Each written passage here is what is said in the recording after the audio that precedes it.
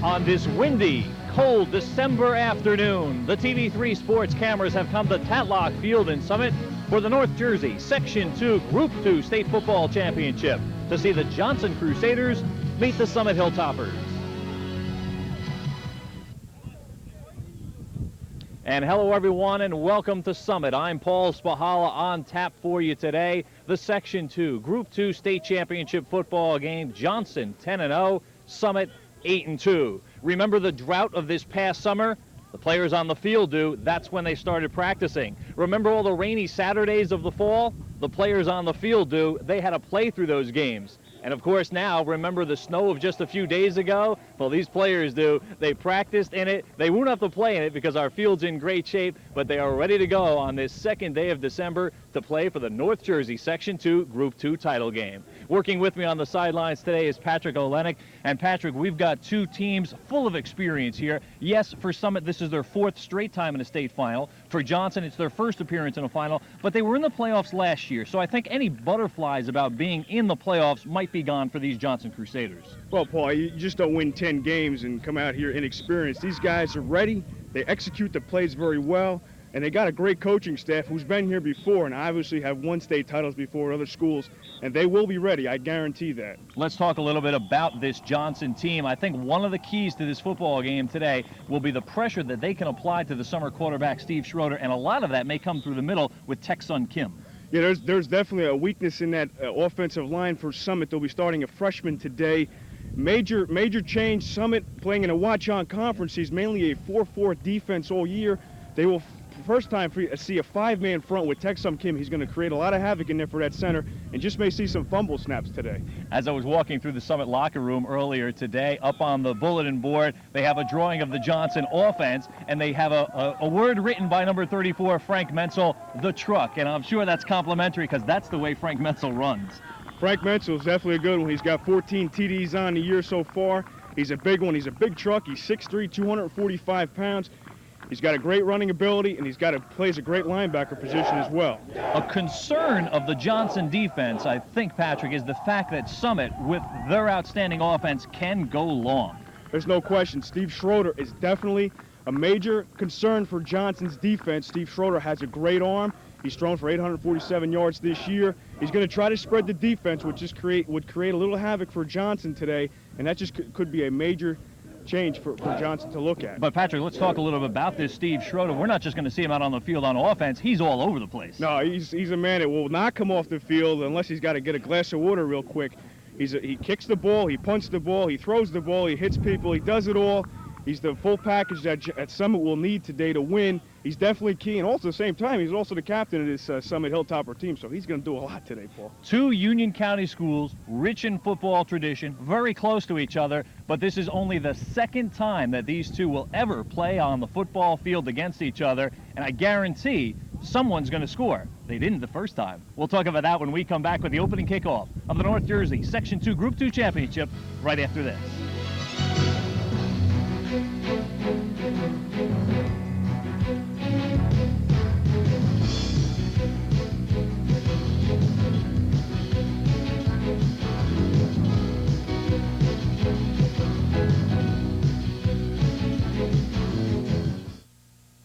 Since 1966, Smythe Volvo has believed that it's good to win, but fairness is more important. At Smythe, you get straight talk and straight answers. Competitive pricing is important, but at Smythe, pricing and value always go hand in hand. Smythe Volvo is a family business that supports their community. Many programs for kids' sports are sponsored by Smythe. If Smythe Volvo does all this for people they don't even know, imagine how well they treat their customers. Smythe Volvo. There is a difference.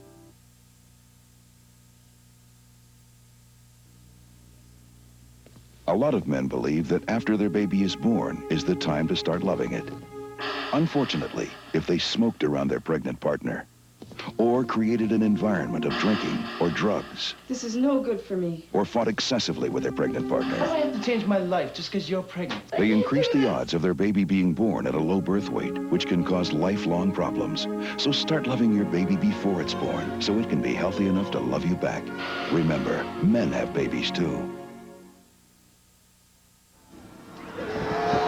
You couldn't ask for better football weather than what we have here today at Tatlock Field in Summit.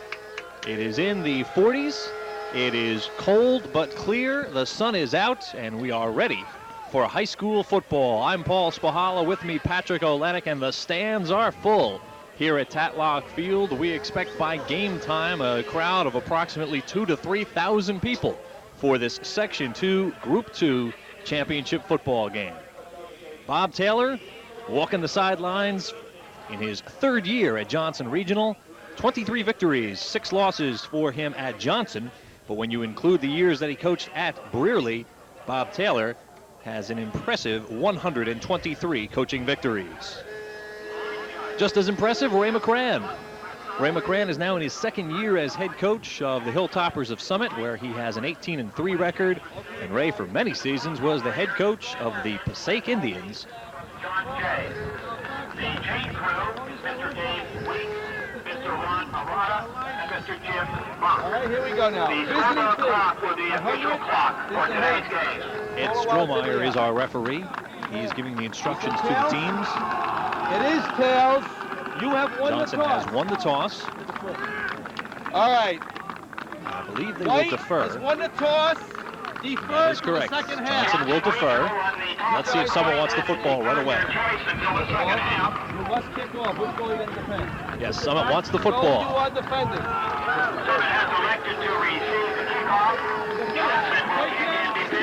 And Johnson will kick with the wind.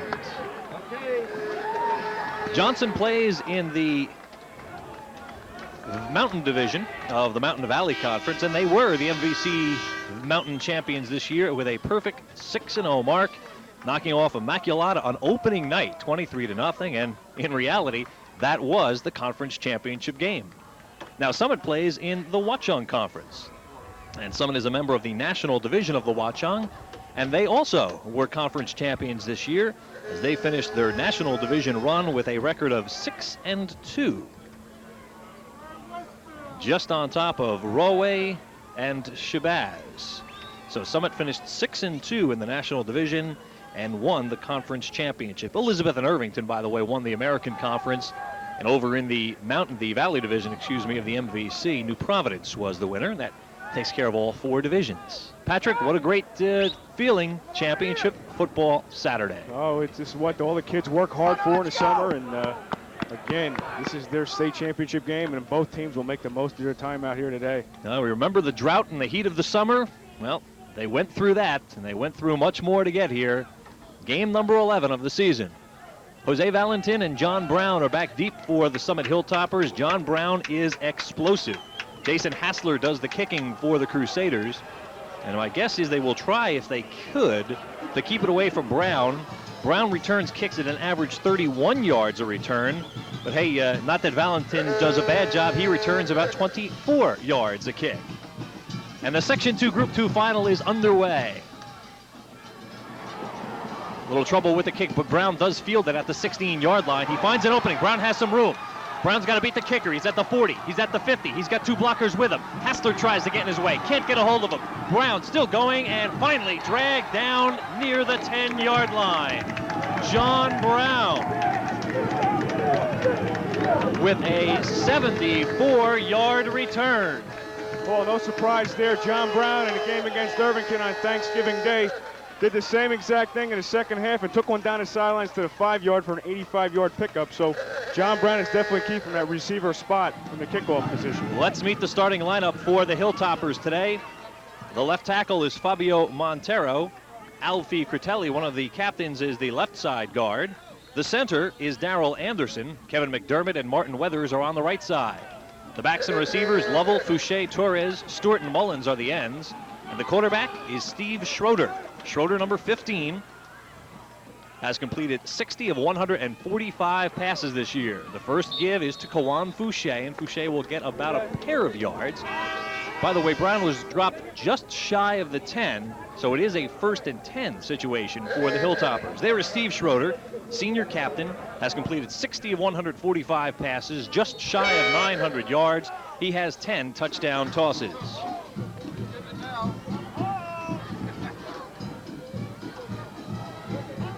Schroeder, not really a runner. He will let Fouché and Lovell do that. Here is Fouché running left with some blocking. Fouché dives for the goal line, is just short.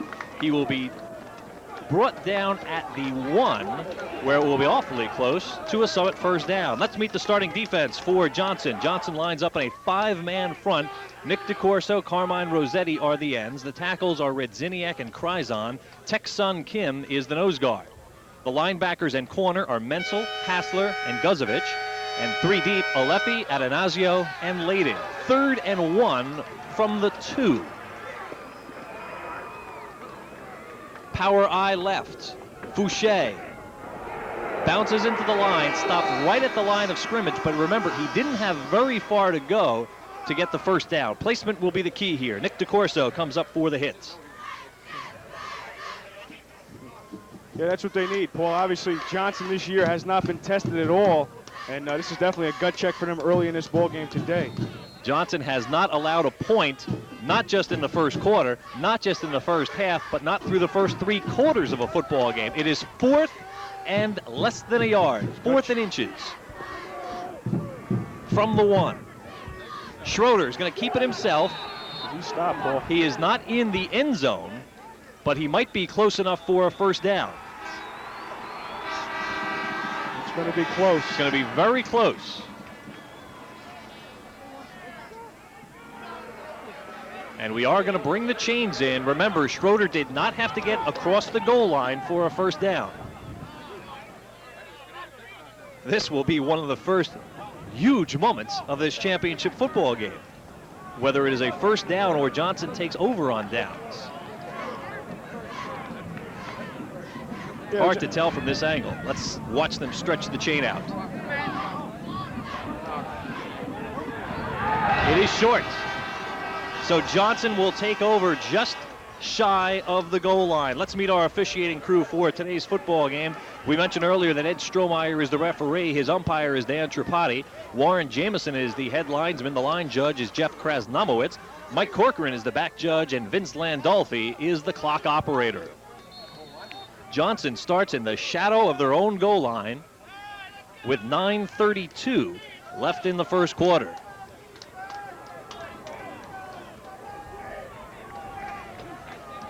They have got to be careful here. Dan Ludek brings the team to the line of scrimmage. He is the quarterback. Barks out the signals. Gives it to Menzel. Menzel might have made a yard on the play. Give the Crusaders a little more breathing room. Let's meet the starting lineup for the Johnson Crusaders, who come in at 10-0. Mike Santangelo is the left side tackle. Bill Ives is the guard. Carmine Scuderi is the center. Guzovic and Redziniak are on the right side. The backs and receivers, Alefi, Menzel, and Adanazio. Layden and DeCorso, the split end and tight end. Calling signals, the senior quarterback, number 2, Dan Ludek. This season is 65 of 100 for over 1,000 yards, 18 touchdown tosses for Dan Ludek. 2nd and 9. And Ludek looks to throw on 2nd down. Has an open man in Greg Layden. And Layden pulls it in at the 20. It is a first down for the Crusaders. Greg Layden with his 41st catch of the season. A talented senior, only 5'9", 150, but a great pair of hands. Let's meet the defense for the Summit Hilltoppers. They go with a 4-4 look. Critelli, Andrews, McDermott, and Chisholm are up front. The linebackers outside Mullins and Lovell, inside Schroeder and Ballantyne. And 3 deep are Jamal Stewart, Vincent Martin, and Jose Valentin. You've met all the starters. It is 1st and 10 for the Johnson Crusaders. Adanazio in motion. Ludek throws to Adanazio, overthrows him. Yeah, Paul, I mean, Johnson comes in today with a very balanced attack. You know, in similar years that Coach Taylor runs, mostly gears with the run. This year he's got a really phenomenal quarterback in Dan Ludek. He really brings the quick pass option to him. He's got a great read on the defense. He can do it all. Plus, at the same time, he's very good at the option, and he's just very good overall. 2nd and 10, the ball just outside the 20-yard line. Opening moments of this football game, and already we've had a lot of excitement. Great return by John Brown and a great goal line stand by Johnson. Here's Alefi with a big hole to the right side, still on his feet, and finally dragged down by Chuck Mullins, but not until he gains 15 yards and another Johnson first down. Joe Alefi, a senior, comes into the game with 359 rushing yards and 4 scores. And look at Joe Alefi going to get the ball. It's a power. He's just going to fire up with a dive to the 5-hole, and he's going to take it all the way up and just find some room and keep fighting up that field. Well, you saw on the replay there, Critelli was so concerned with Ludek coming outside that he never went inside to get Alefi. That is definitely one of the keys that Johnson's going to gear for, if they're going to read dive or not. From the 35, Menzel, fumble, recovered by the Hilltoppers. Jamal Stewart at the bottom of the pile, and Summit has the ball at the 41.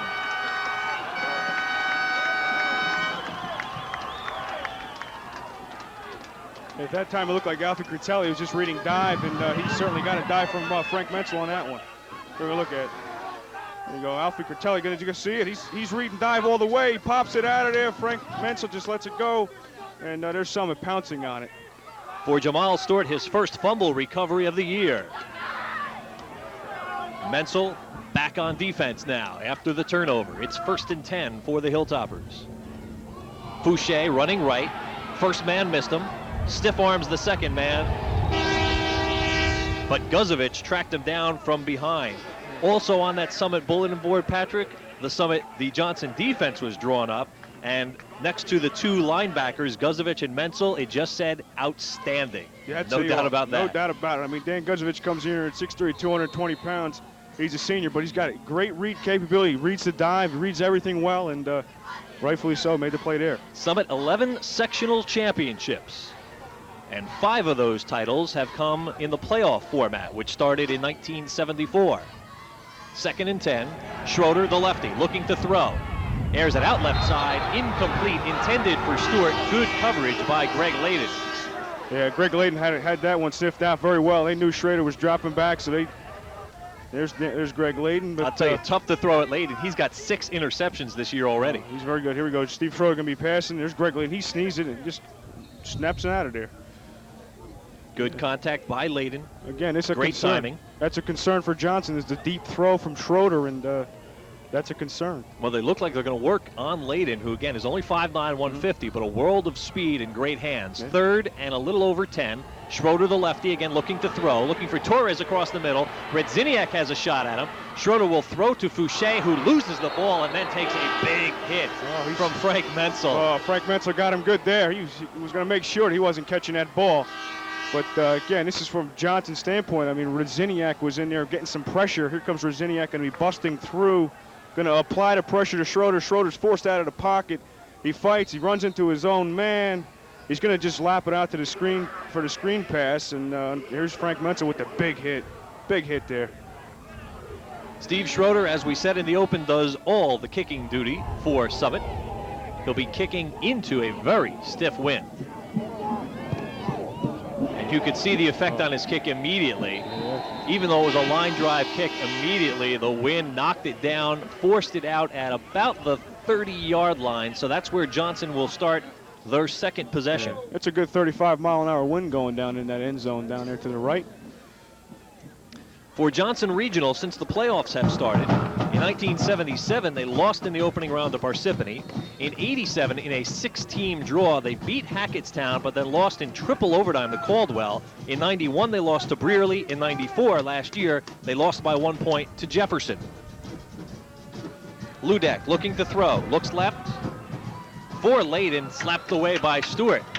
Patrick, I think we're in for a great two-way battle today. Stewart and Layden look like they're going to cover each other offense, defense. Yeah, they're going to get to know each other through the next 2 hours, and it's going to be a good battle in there. We're going to look at Dan Ludek dropping back, going to see looking for Greg Layden, his premier receiver. Jamel Stewart's just going to be right on top of him, step by step. He had him. Yeah, perfect coverage by Stewart, who has 3 interceptions. Well, there's no secret on what Johnson or Summer's going to do for that matter. Stewart had a huge game against West Essex in the state semis, 10 solo tackles. Ludek gives it to Alefi. Alefi through the opening hole. He's got 20 yards, 22, and a first down. And for the first time today, we're going to be playing this football game in Summit territory. There's Joe Alefi. Yeah, that was just this we're going to look at here's Joe Leffy with the power dive to the. They're just going to keep fighting upfield. Big hole in there, big hole. And they're just going to keep fighting upfield. And he's going to get an extra 5 yards after he's wrapped up by Mullins. So we are in Summit territory for the first time today. The ball rests at the 48-yard line. Joe Aleffi, 2 carries already for 38 yards. Ludek has it. Pitches it out to Aleffi. And Aleffi is upended hard by Valentin, but a gain of 8 on the play. And a beautiful fake by Dan Ludek. That is what makes him so dangerous. Faked it to Menzel, then you have to cover him on the run, and then, of course, he just pitches it out to Aleffi. This is what he brings to the Johnson offense. I mean, he's got versatility. There's Dan Ludek going to be just faking the handoff, and everyone thinks it's Menzel's got the ball, but Ludek still has it. He's just going to pitch it out to Joe Aleffi, who's just going to take it down the sideline. Now watch this hit by Valentin at the end of the play. You know, an interesting point, too, Paul. You know, Johnson, Dan Ludek also brings versatility to the offense, but what he brings is a veer capability, which they talk about where it's something you don't know what's going to be called in the huddle. It's just an idea that they throw, but it's up to Ludek to get the read from the defense, deciding whether or not he's going to keep the ball or he's going to tuck it in and take it down himself. By the way, the injured player is Darnell Andrews for Summit, the senior defensive tackle. And I guess, Patrick, going to the point you were making, they put a lot of responsibility on Dan Ludek, and they obviously have a lot of confidence in him. There's no question. I mean, Dan Ludek is the offense. He's the commander-in-chief of that offense, and he runs it, and that's his ship, and he does a good job in there.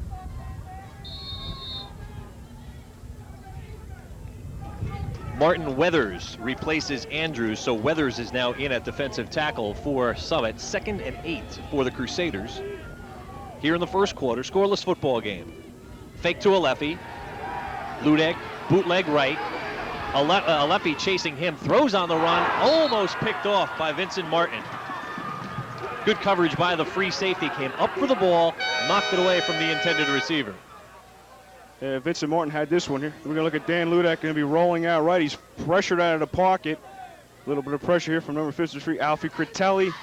There's Dan Ludek going to throw it up, and here comes Vincent Martin with the almost picked off. Good effort by Vincent Martin on that one. 3rd and 2, near the 5-minute mark of the first quarter. Scoreless football game, that due to the Johnson defense.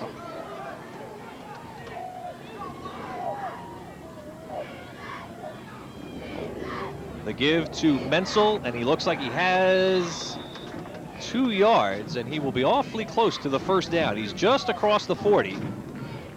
He needed to get to the 39. I'm going to look at it and say he's short by about the length of the football. We're going to get a measurement, but I believe that Menzel is short, and that will make it decision time for Bob Taylor.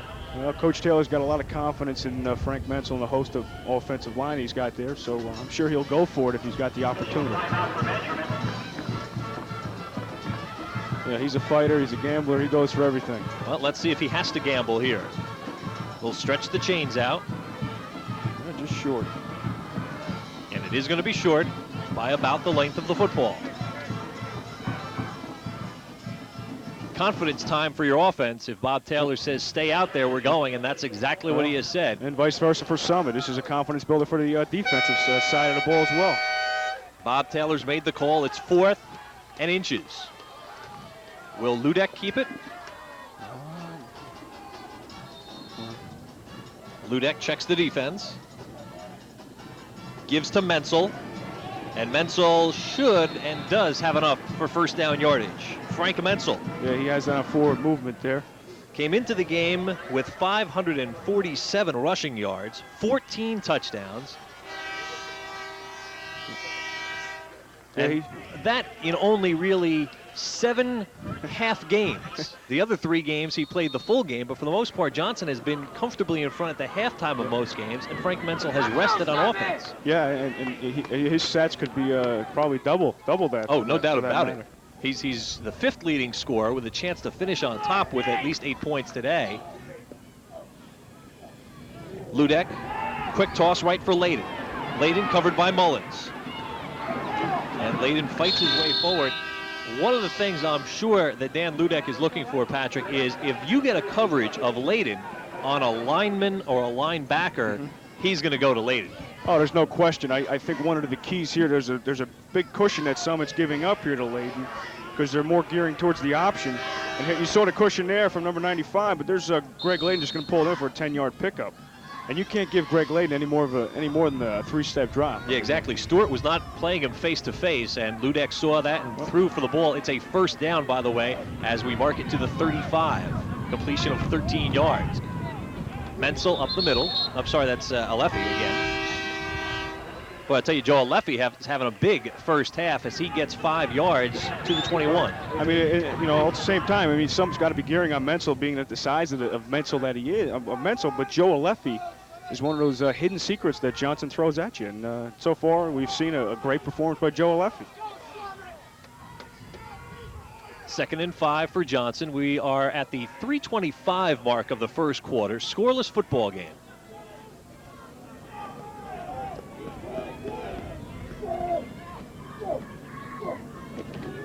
Fake to Menzel. Ludek's going to keep it. A huge hole on the left side. Cuts it back into the middle. He's knocked down at the 7. Huge opening to the left side. Dan Ludek read it and went. He certainly did. He had an option, and whatever he wanted to do, it was Dan's decision, and he made a great decision there. But again, that was set up from a great fake. County scoring leaders heading into this final weekend. There you see Frank Menzel is 5th with 90 points. Ferguson is done, Spotwood is done, Walsh and Galicchio are done. So it is up to Menzel to win it or have Corey Ferguson win it. 1st and goal from the 7. And we've got whistles before the snap. Yeah, somebody jumped in there. Yeah, you can hear Dan Ludek all the way up here in the booth. And it's against Summit. The encroachment will move it just to the 3.5, 3-yard line. I think we can credit that offsides to Dan Ludek on that one, how he barks his calls in there. At the same time. 1st and goal from the 3. Brian Renda split out way left. Atanasio way right. The give to Menzel. Menzel still fighting forward. He's got the touchdown. Frank Menzel with his 15th touchdown of the season. There's nothing special there. Just power it with Frank Menzel to the right side behind your big gun of Ray Rosiniak and Dan Guzovich. And there's your touchdown. Frank Menzel, his 15th score of the year. And with those points, he is now tied for 2nd in Union County scoring, hoping, of course, to win the county crown. Jason Hassler will attempt the extra point. Placement is there, and the kick is no good. It sails off to the right. And the score will stay Johnson 6, Summit nothing.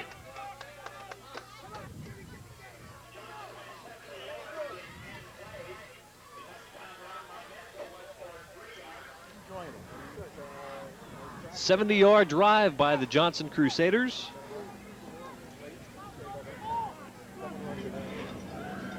And they lead the Section 2 Group 2 championship game 6-0.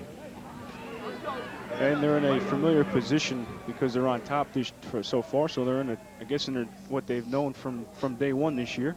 Exactly. They have never trailed all season long. And Summit had them on the edge down there in the opening moments of this ball game, and Johnson held tough. But hey, there's a lot of game left, Paul. No doubt about it. But they are just minutes away from having gone unbeaten, untied, and unscored upon, and it has been decades since that has been done in New Jersey. I'm sure they're not worried about that yet. Exactly. But 6-0 is what they're happy about right now, as Bob Taylor and the Crusaders have the early lead. And I'm sure they're going to try to keep it away from John Brown because he's got a lot of explosive capability down there. Now they are set up on the near hash mark, and so is Brown. Let's see what Hassler does with this kick. He drills it deep, and it will go through the goal line. It will be a touchback. Yeah, they want to keep that away from John Brown on that one. And credit that one to Jason Hassler. A 70-yard scoring drive and 11 plays for the Johnson Crusaders, and Frank Menzel capped it off with his 15th touchdown run of the season. Placement was no good, and that's why it is right now Johnson 6, Summit nothing.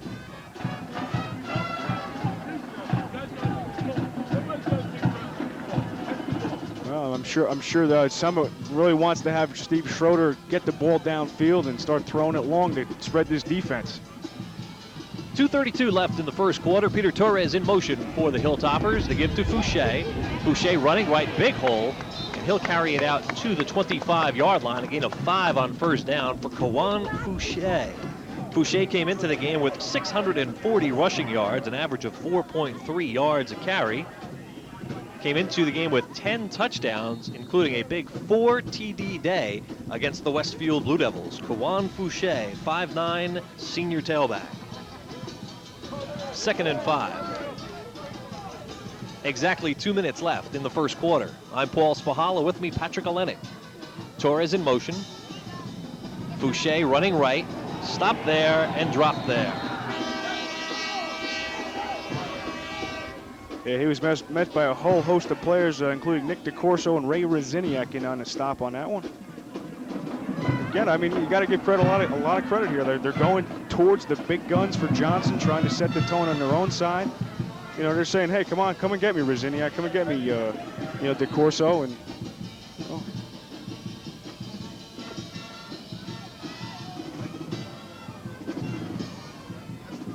Third and 6.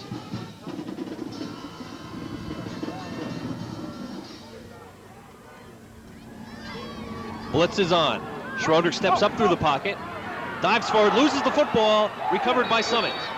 But we've got, yes, Summit recovers. Chuck Mullins on the recovery, and it will be a Hilltopper first down. Schroeder was short of a first down where he was stopped, but then the ball popped free, and luckily for the Hilltoppers, Chuck Mullins keenly picked up the football. Here we're going to look at the Johnson defense getting great penetration in there on a blitz. Steve Schroeder just going to do what he can. There's the pop from Guzovic. There's the ball free and loose. And here comes the pickup. Well, first down. No matter how you do it, you do it. First down of the ball game for the Hilltoppers. Steve Schroeder, an outstanding baseball pitcher also for the Hilltoppers. Pitches it to Fouché. Fouché running left this time. Has Lovell as a blocker. Gets near the 40-yard line. As a matter of fact, he's across the 40 to the 41.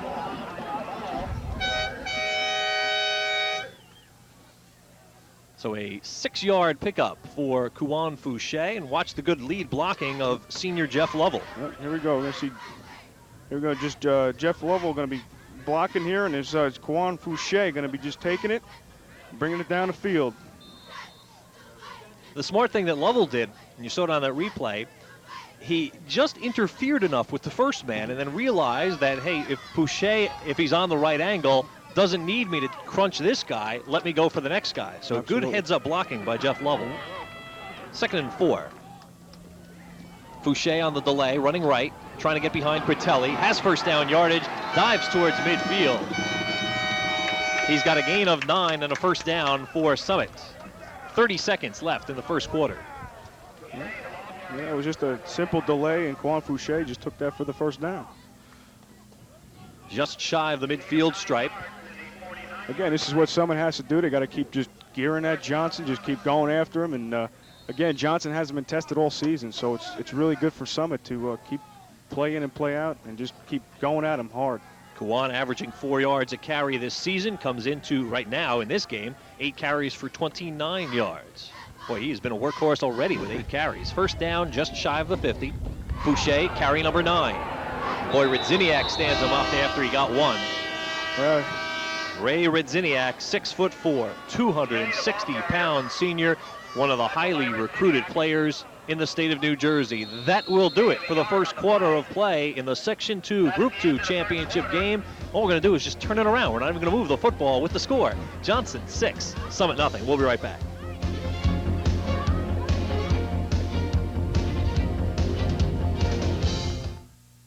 When you're looking to buy a new Jeep, experience the difference at Warnock Jeep Eagle. The difference in selection, the difference in service, the difference in price, and the difference our car buyer's review can make. It gives you the inside track on all of our Jeep models and Warnock Automotive's entire line. Just call 1-800-WARNOCK for your free copy, and soon you'll be saying, at Warnock Jeep Eagle, there really is a difference. for. Nothing significant yet. Very balanced. Did you get that, Steve?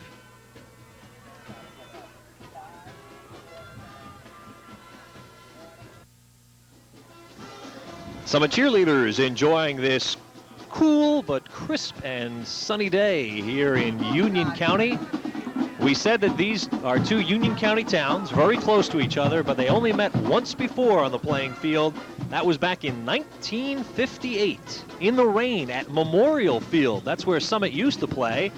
And why will we have a different score today? Well, we already do, because that day it was scoreless. They went home with a 0-0 tie. Early in Howie Anderson's coaching career at Summit. Through the first quarter of play, here are the statistics in the ball game. Rushing easily favoring Johnson, and also the passing yardage. Johnson with 6 first down to Summit's 2. Big advantage in total yards, 99-yard advantage, and the lone penalty went against Summit, and that aided the touchdown. The one turnover, of course, belongs to Johnson. 2nd down and 9. Fake to Level, pitch to Brown. Brown now in the backfield. He will only get a yard on the play. A little mix-up in the backfield between Schroeder and Level that slowed the play down.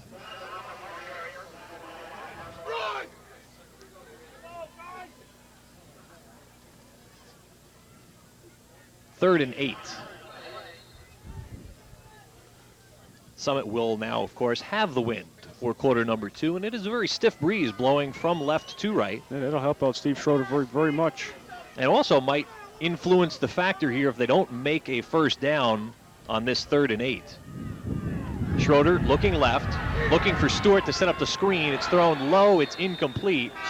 And now at midfield with the wind, I'm sure Ray McCran will choose to punt the ball away. Yeah, he's got a great kicker in Schroeder. I seen him against Irvington last week from this same exact position. Kick one down to the 3-yard line. It must have been a 65-yard punt. And of course, he will be aiming for inside the 10.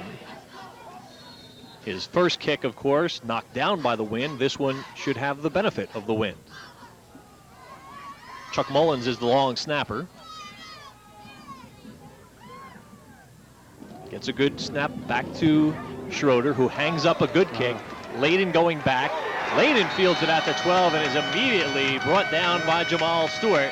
So Johnson will start at their own 11. Well, you said it, Paul. Jamal Stewart and Greg Layden will get to know each other today, and on that one, they certainly knew each other. That was a big hit by Jamal Stewart.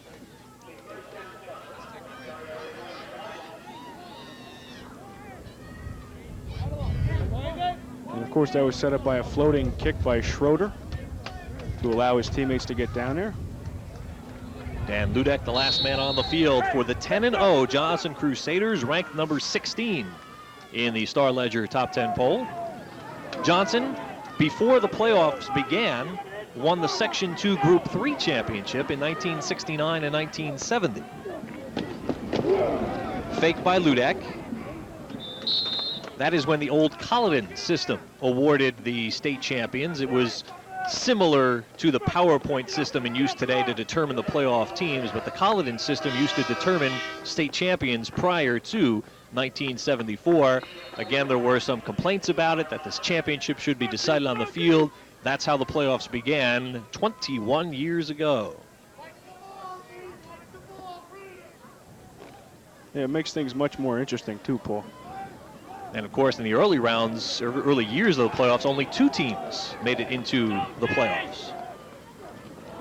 Ludek looking right, tosses for Layden. Layden again covered by Mullins, and this time Mullins drags him down and will actually lose 2 yards on the play. So it will be 3rd and 8 coming up for the Crusaders. Yeah, that time Chuck Mullins, saw it coming. He had a little bit less of a cushion this time. Dan Ludek going to be just passing out to Greg Layden, and Chuck Mullins has this one sniffed out. Mullins, a 6-foot-tall senior with a sure tackle, and also Steve Schroeder coming on to finish up the play. Chuck with 1 interception so far this season. 3rd and 8 for the Crusaders.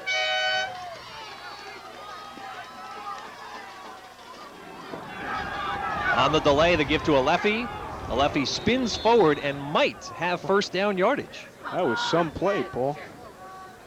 Dan Ludek did a spin move in there and then came around and handed it off to Joe Alefi. And it is a first down. Take a look at it on the replay. Look at, going to be faking the pass out here, just going to turn around, and there's the counter play. A delayed counter for Joe Aleffi, just straight up the middle. Man, what a great play call there. 8 yards and a first down for Joe Aleffi. And just as Fouché has carried the bulk of the load for Summit, Joe Aleffi has been the workhorse today for the Johnson Crusaders. Movement on the Johnson backfield. Aleffi gets the call, but Frank Menzel reared up before the snap.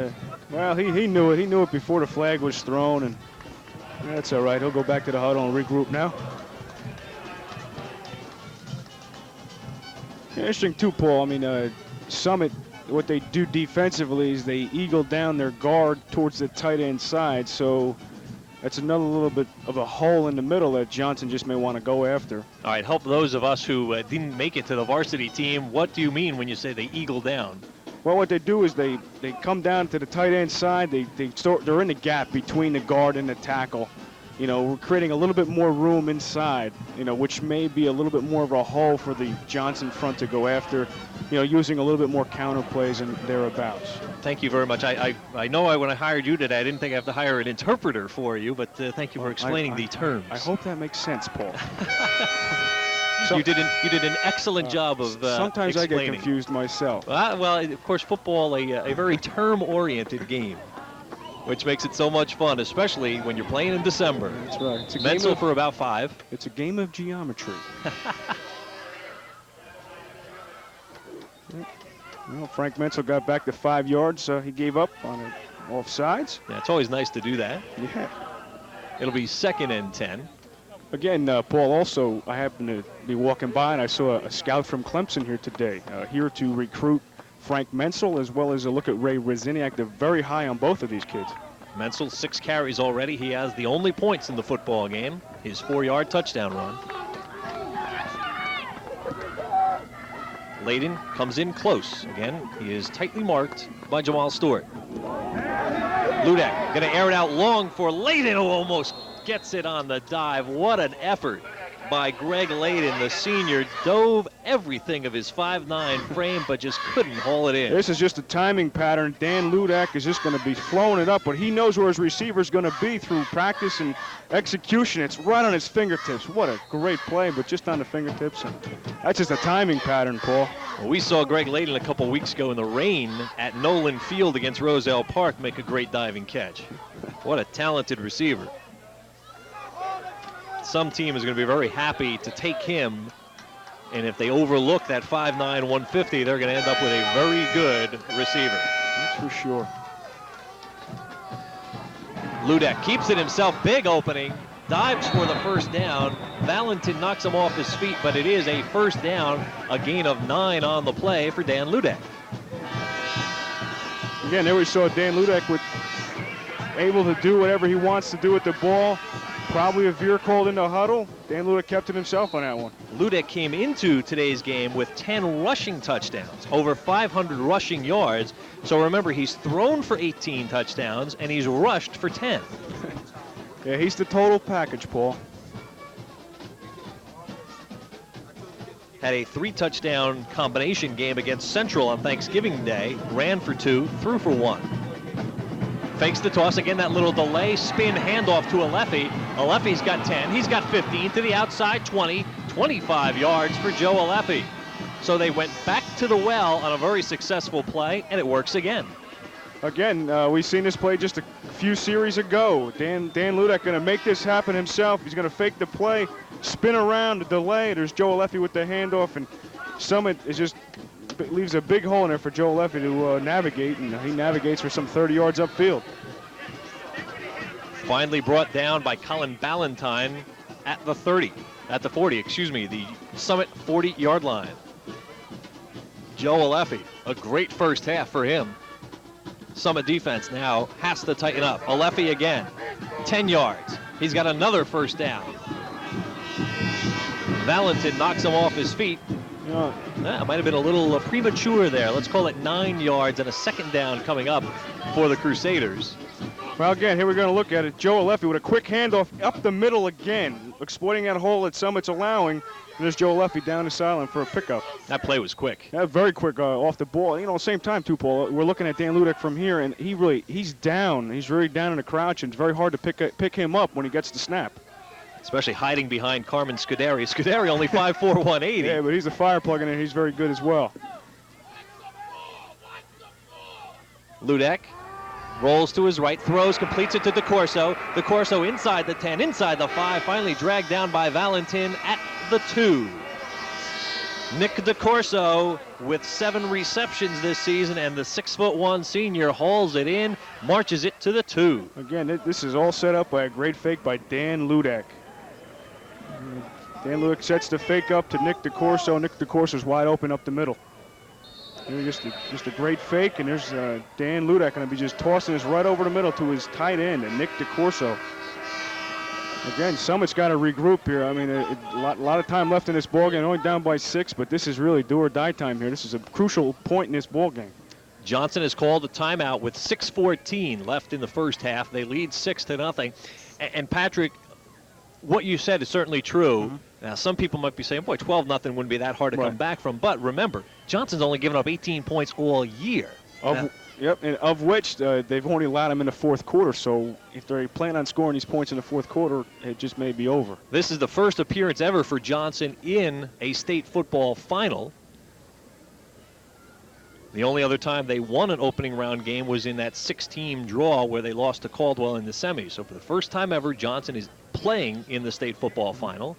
And right now they are winning. And again, Paul, they've, we talk about experience and what it means, but when you've played 10 games so far, either side, it really doesn't matter all that much because it comes down to one game. Talk about experience. Last year, Johnson was in the playoffs against Jefferson. They may have lost, but they gained a lot of experience from that moment. As well as Summit, they've been here 4 finals in a row. But it comes down to doing it on the field for the 48 minutes you're given. And right now, Johnson is doing it, and I think everybody is going to look back to that first minute of this football game where Summit had a chance to get a first down at the half-yard line, but Johnson denied them. From the 2, Menzel, he's got a touchdown, and he is now the leading scorer for the season in Union County. And will finish that way. That's what they call a 44 dive from this offense that they throw at you. Just a straight-up play from Frank Menzel to follow his big guys in there, Guzovic and Reziniak. Here's a straight-up dive play to Frank Menzel, who's going to follow the big guys in there, and there's the touchdown. Just basic football coming at you. Frank Menzel, 2 touchdowns, 22 yards in 7 carries. They're going to go for the 2 to get back the missed extra point. Ludek keeps it, and he's got the conversion. 14-0, Johnson leads. We look at Summit coming off this field. They got to keep their heads up, Paul. I mean, they got a half of football left, and they're coming off a little dejected, it seems. Again, they got to realize there's a lot of game left. 89-yard scoring drive for Johnson. It carried 9 plays. Menzel scoring his 2nd touchdown from 2 yards out. Ludek running the conversion. Johnson 14, Summit nothing. That Johnson drive, 4 minutes and 58 seconds. But executed very well, though. Very precision offense in there. And they ate up most of the second quarter. There's only 6 minutes and 10 seconds to go. So they ate up half of the second quarter with that drive. And again, a part of Johnson's plan is to keep Steve Schroeder off the field offensively because they're really scared of his arm. And they're doing a good job so far by keeping the balls themselves. Yeah, good point. They are concerned that Summit can go deep, but you can't throw deep if you don't have the football. That's right. And Johnson ate up 5 minutes of the clock with that drive. Jason Hassler will kick it away. But this time he is kicking into the wind. And the wind blows the ball off the tee. Yeah, Paul, before the game, I seen Coach Pat Saint-Pierre, who's here, the New Jersey State Guru kickering coach. He's here in attendance today to cheer on one of his mentees, I guess you'd call him, is Jason Hassler.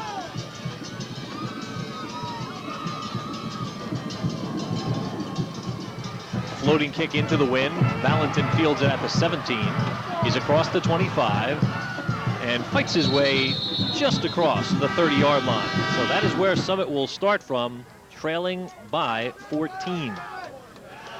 Matter of fact, you were once one of Pat St-Pierre's students, am I correct? Yes, I was.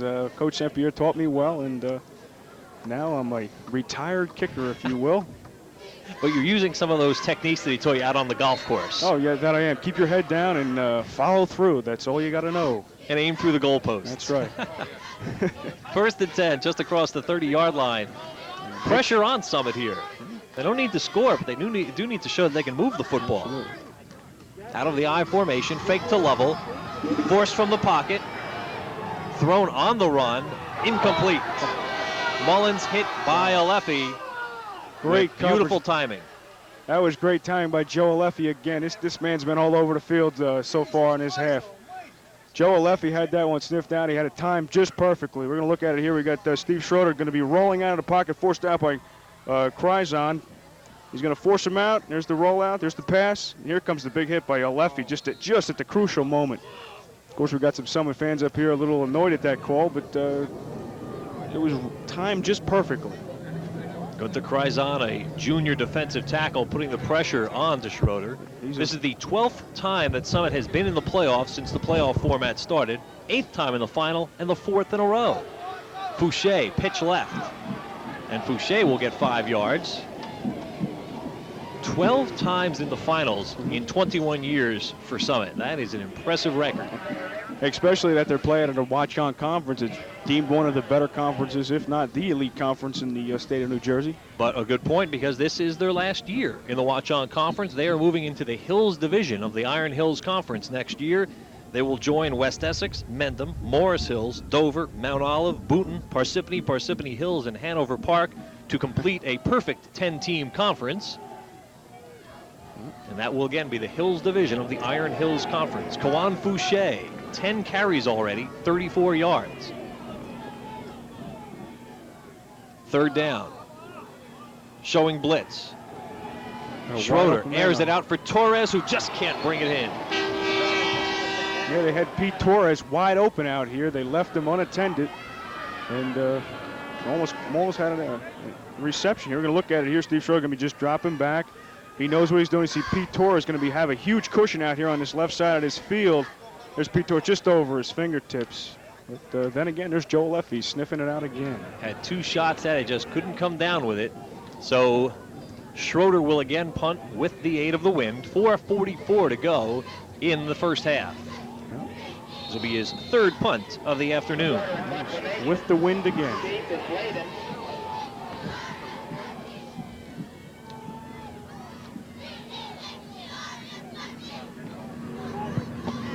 Floats the kick into the breeze. Fair catch called for and made by Layden at the 35. Johnson ball, 1st and 10 from their 35-yard line. Well, we're going to see if Summit tightens down their gaps inside on their offensive line and try to at least close up some of the big hole they leave in the middle that Johnson's been going after. And then Johnson's game plan is to try to eat as much of this clock off as possible. Good look at the home crowd here at Tatlock Field. The last game of the season, 7th home game this year for Summit.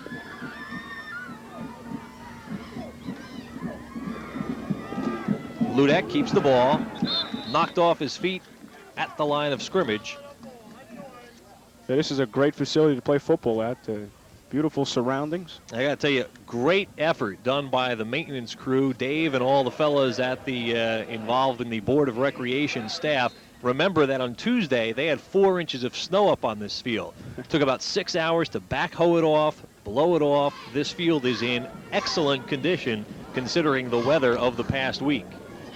Well, it's definitely a fast track for both clubs. It's in good shape and good footing down there. There you see the residue of the snow well off to the sidelines. Again, that quick hit for Alefi. This time knocked off his feet after a gain of 1. Luckily, the rain or snow that was forecasted for Thursday night never came. Yep. That would have been difficult to get rid of in just 48 hours, but this field is in outstanding playing condition, considering the snow of just 4 days ago. Yeah, I had a chance to walk this field before the game, and it's a little soft in the middle, but on the outside, it's really a fast track. And heard one of the coaches from Johnson say it's really the fastest track they've seen all year. Temperatures in the mid-40s, a cool but comfortable day for this championship game. 3rd and 8 for the Crusaders. Ludek looking to throw. Plenty of time in the pocket, intercepted by Schroeder. Schroeder with the interception. He returns it about 3 yards. And Summit takes over with 3:08 left in the half for Steve Schroeder, his second interception of the season. Again, this is what Summit needs at this very crucial moment in this ball game, and who better than to do it but Steve Schroeder. Dan Ludek dropping back. He's got a he sees it, but Steve Schroeder just right in on that, right in his hands. And Steve Schroeder, the captain, and rightfully so, to make something happen at this crucial moment. And for the first time today, the Summit Cannon gets a chance to roar on the interception. 3:08 left in the half. Oh, little flea flicker. Schroeder looking to throw, looking long. Layden on the coverage, completed at the 3. Fumbled. Touchdown. He made it into the end zone. Touchdown. Kevin Schmidt on the receiving end of the 42-yard touchdown pass. Well, there we saw Steve Schroeder's arm on that one, and he heaved it up there, and there's a touchdown. Again, they had this play against West Essex. They opened the ball game up 2 weeks ago. Here we go, the flea flicker.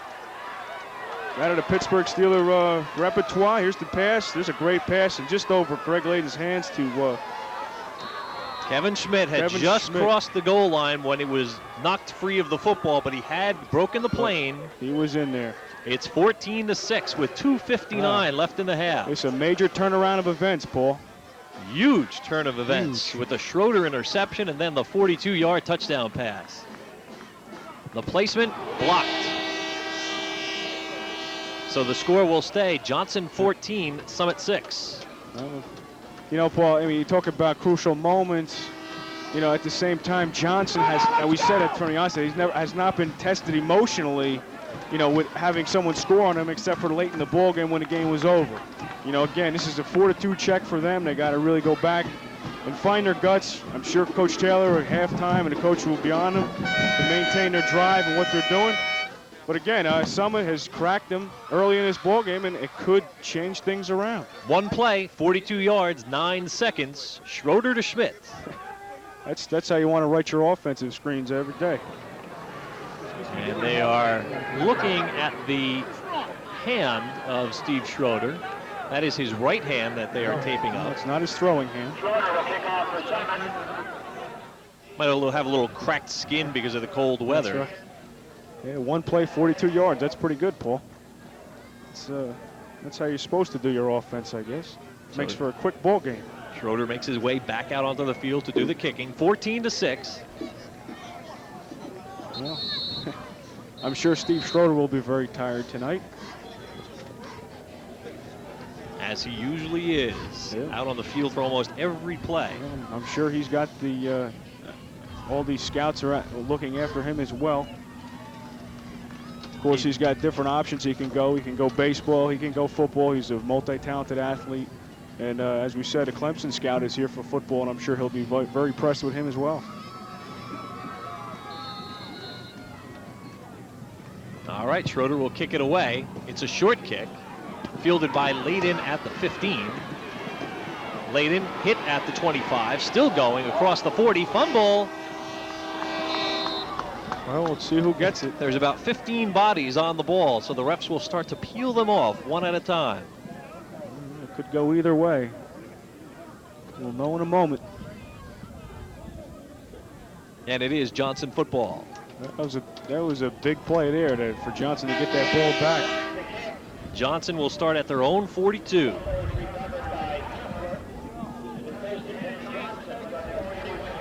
Less than 3 minutes to go in the first half. Johnson this season, 416 points scored, only 24 allowed, and the 6 they just gave up, the first they've ever allowed in the first half. Matter of fact, 6 is all they've given up in the other 3 games in which they were scored upon. Maybe that's their lucky number. Teams don't convert well against them. Ludek with the run, and he's into Summit territory. Again, that time we saw Dan Ludek. You've seen Joe Chisholm really read dive play, only reading dive play, and Dan Ludek kept it himself. That's one of the areas that you can look at that may be a concern for Summit to look at, not to read dive play as much. You know, again, it leaves a huge field open for Dan Ludek to take it and take it down the field. 2:12 to go. Ludek with already 43 rushing yards here in the first half. Spin move given to Alefi. Alefi knocked off his feet. That was Weathers who tripped them up at the line of scrimmage.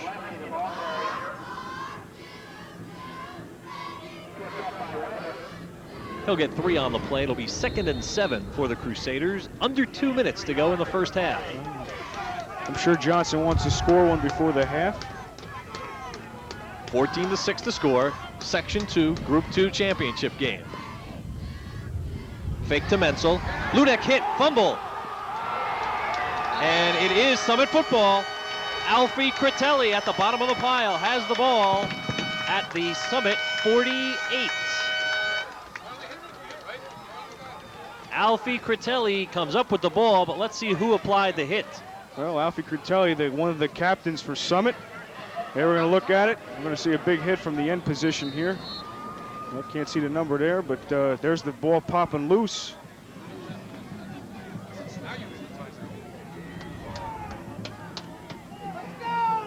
Like number 75, Paul. Steve Evans is the name on my roster. Evans with the hit. 3rd turnover. Big play. Here we go. Steve Schroeder passing out again. Tipped in the air. Incomplete. Tipped up in the air. Navarro dove for it, looking for the interception. 3 Johnson turnovers, and that certainly is something they do not do on a regular basis. Something they have not done all year. I mean, Steve Schroeder is now spreading the defense, if you will. And again, it's important for the defensive line to step up and get some penetration in Steve Schroeder, because if you give him some time, as we've seen in that last 42-yard throw, he can throw it down there. 1 minute, 3 seconds left in the first half. Torres in motion, far side of the field. The give to Lovell, and Lovell wrapped up. Gain of 7 on the play. Yeah, they caught Johnson off guard on that one. And Summit will use their first timeout of the half. Jeff Lovell could have took that one down.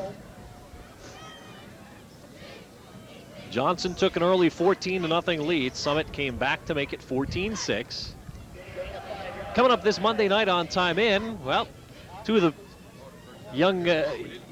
men who are down on the field will be my guests. Bob Taylor and Ray McCran will be my guests, along with Rich Marchese. He and the South River Rams are fighting for the Central Group 1 title today against Highland Park. And also Ed Labita from Montclair. His team is taking on Morris Knowles tonight in Giant Stadium. All 4 of those coaches will be my guests as we wrap up the high school football season. We'll have some losers, we'll have some winners. That we know, because of course we're going to have at least 1-1 here today. I guess we're guaranteed. Guaranteed a little bit. Yeah, I hope maybe we'll see a little bit of excitement, overtime excitement here today. To use the new rule in high school football. A rule which I think was very successful. Yeah, we're looking back. A lot of coaches are very happy that they went with that procedure. Of course, this year overtime would start from the 25-yard line. In the past, it had started at the 10. 55 seconds to go in the first half of play. That's if we need to go overtime. Well, right now it's 14-6. You never know. Anything can happen in these state finals. Well, we've had a very exciting last 6 minutes of this second quarter. Schroeder looking to throw, has time. Across the middle, incomplete, intended for Mullins. Well, Steve Schroeder had a lot of time to look for Mullins over the middle. You don't want to give Steve Schroeder too much time because he can thread the needle. Here goes Steve Schroeder. He's going to have a lot of time back there. He's going to be looking for Chuck Mullins in the middle, crossing pattern. Boom, there you go, almost in his hands. Mullins made the diving effort, couldn't come up with it. 50 seconds to go. And Summit will punt it away. As we hear, some of the fans aren't happy with that, the punt. They'd sooner have Summit go for it, being that there's only a couple seconds left in the half. Oh, fake And they play. do go for it. It's the fake. There's a flag on the play. Torres has the first down, and he's knocked out of bounds at the 30, but we've got penalty flags all over the place. There was some movement in there. Nobody talk. Look at the situation. Well, had Johnson fooled on that one. Unsportsmanlike conduct, the call.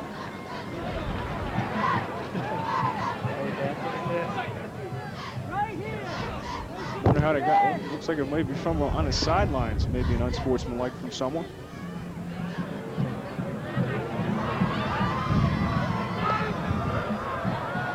I don't really know who that was on, Paul. Summit is penalized 15 yards. Unsportsmanlike conduct. So it's a 15-yard march off. I don't know where the unsportsman came from. I'm bamboozled.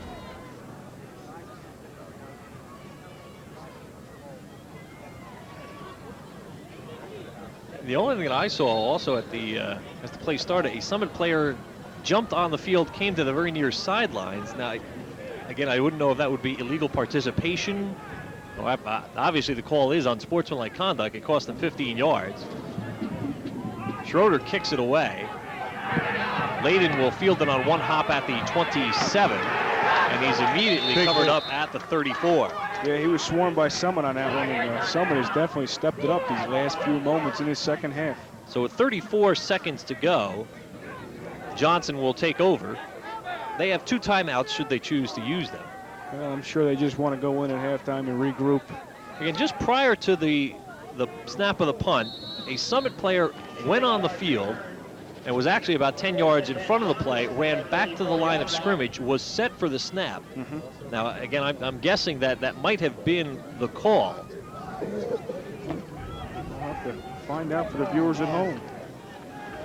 That's one of those things you rarely find out. Yes. First and 10 from the 34. Nobody wants to take credit for it. And so far, we look at Summit, they're still in that kind of eagle down to the tight end side look. I don't know if they're going to change that in halftime, because that's where Johnson has been going, mainly running the ball. And that's maybe a concern for Summit to look at halftime. Delay of game moves the ball back 5 yards. We've got 6 seconds now to go in the first half of play. Johnson leading by 8, 14-6. I'm sure Coach Taylor will have some choice words for his players at halftime. Well, Johnson got off to a great start with their goal line stand and then the early lead, but Summit has come back thanks in part to the 3 Johnson turnovers. And they'll just take a knee here.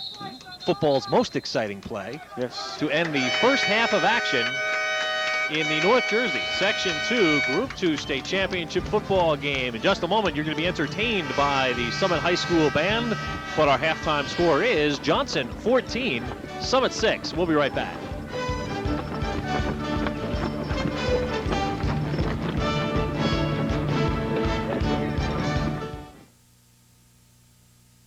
Eyes for the Needy has been a non-profit organization helping to provide better vision for the poor the world over since 1932.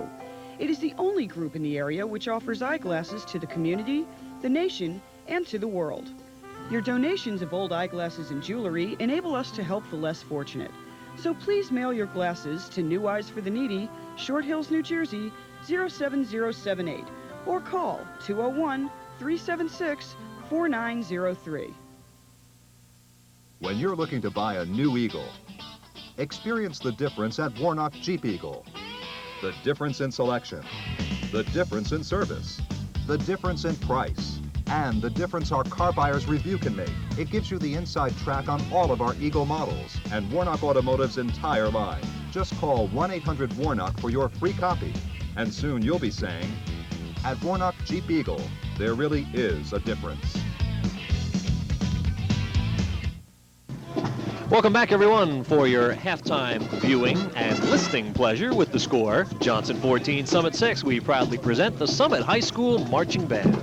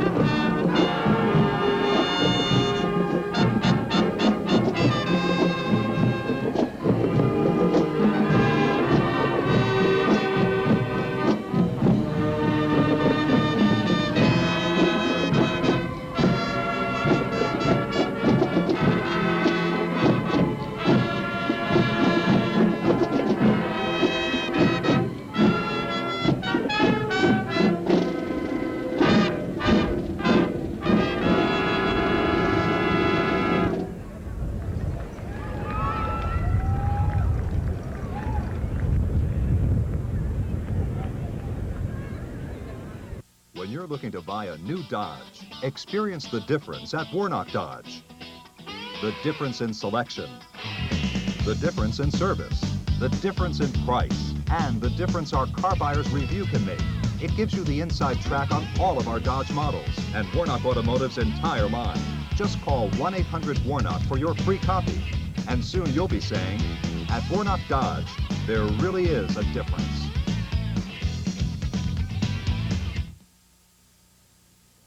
In many families around the world, the elderly live with their children and their children's children. Mind your own business or I'll put you in a nursing home. Elders are a source of strength, the keepers of tradition. I'm the one who works all day. You can at least pay for your own meals. For this, they are given the utmost respect. Tell anyone I hit you, and you're dead. So what's gone wrong in America? If you or anyone you know is being abused, neglected, or exploited, call to get help.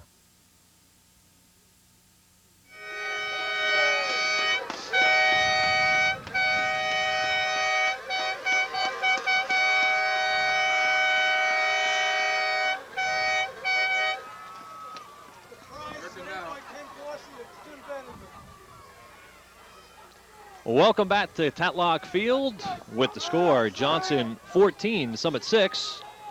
Let's take you back to the first half for the scoring highlights of this Section 2 Group 2 championship game. This is Frank Menzel scoring from 3 yards out with 2:32 to go in the first quarter. Next time Johnson touched the ball, Menzel scored again. And then Dan Ludek went for the conversion run. That made it 14-0 with 6:10 left in the half. But then Summit took over on an interception by Steve Schroeder, and then this 42-yard touchdown pass to Kevin Schmidt.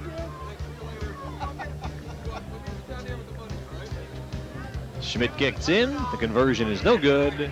That's where we stand at 14-6. Statistically, through the first half, Johnson with a big advantage in rushing yards. Matter of fact, the passing category, Summit has only completed the one pass, the 42-yard touchdown. 11 first downs for Johnson. 237 total yards. Each team has been penalized twice, and Johnson has the only turnovers in the football game, 3 of those, 1 interception, 2 fumbles.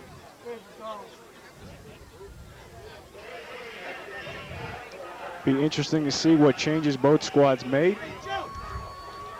Johnson with a 4.5-minute advantage in time of possession.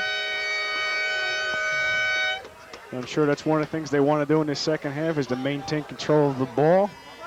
Remember that Johnson deferred. 643rd and last is what it should read. 643 games in the broadcast booth for TV3. But this is the last one for me. Going out with the Section 2 Group 2 championship game. Paul, I am honored to be working with you on your last game. I hate to say this, but on my first game, you were probably in grammar school. Kicked the long way to Layden. Layden will field it at the 8. He's across the 20. And Layden is dragged down by Peter Torres at the 25-yard line. That is where Johnson will start from here in the second half. Yeah, we had a lot of fired up Summit Hilltoppers motoring down that field to make the tackle. 14-6 as we start the third quarter.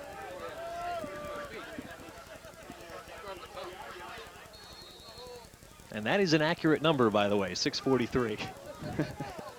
Shows you how much I've had to do in the last couple of weeks. Anyway, let's start the third quarter of football action at the Johnson 24-yard line. Ray McCran looks on. His defense needs to put in a big performance here at the start of half number 2. And Alefi is stopped immediately at the line, so the Summit defense big on play number 1 of the second half. Joe Chisholm with the hit. Yeah, they need someone to step up, and Joe Chisholm came in with the big hit. Chisholm, a 6-foot-tall sophomore. They look at it, just a counter, going to counter in there. And there's Joe Chisholm knocking him down. And this whole Summit squad is fired up. 2nd and 10. Layden split left. Ludek gives it, nope, keeps it. He'll get 4 on the play.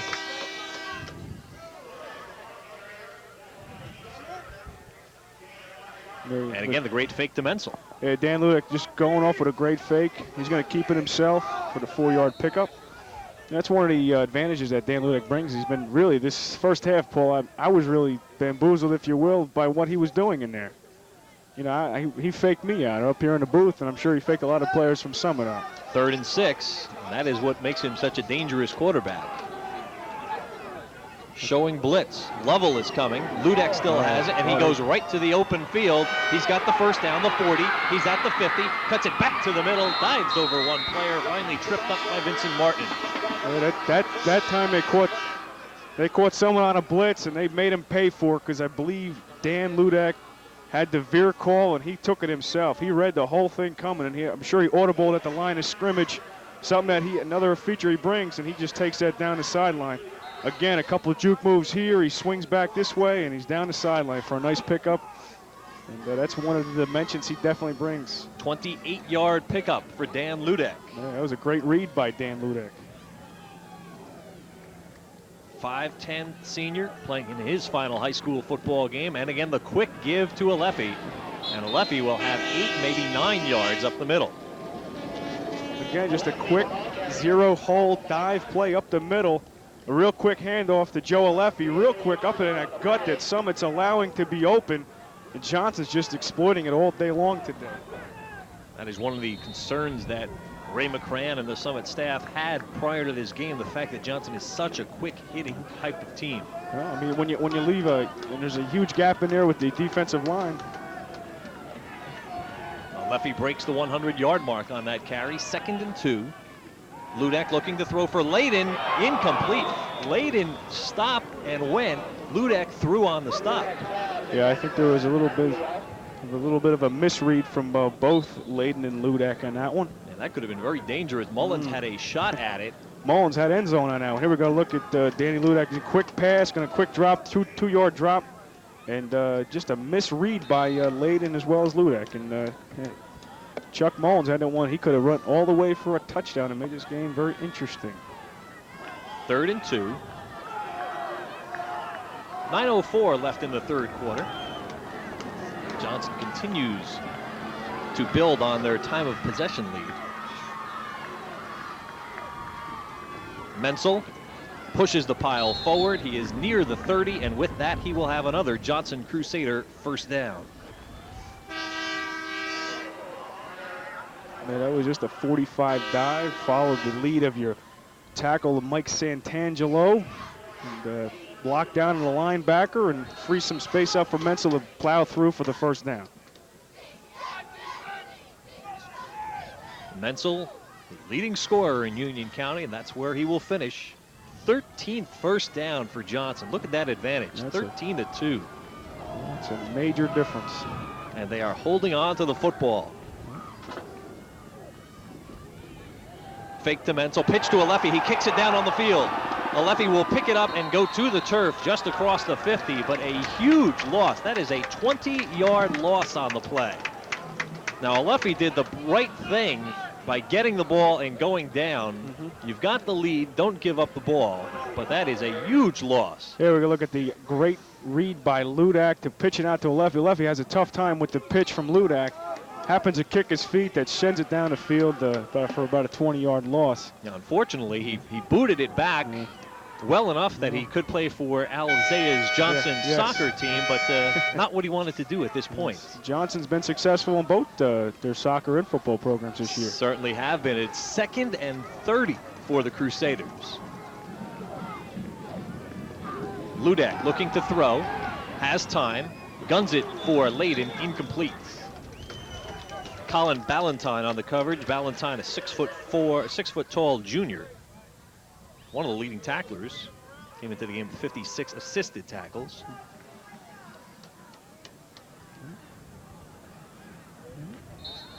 Bob Taylor, head coach of Johnson, 4 times won a sectional championship with the then Brearley Bears, 81, 85, 86, and 91. 19 years, 6 MVC titles for the Brearley Bears. On the draw play, a lefty caught from behind by Alfie Critelli.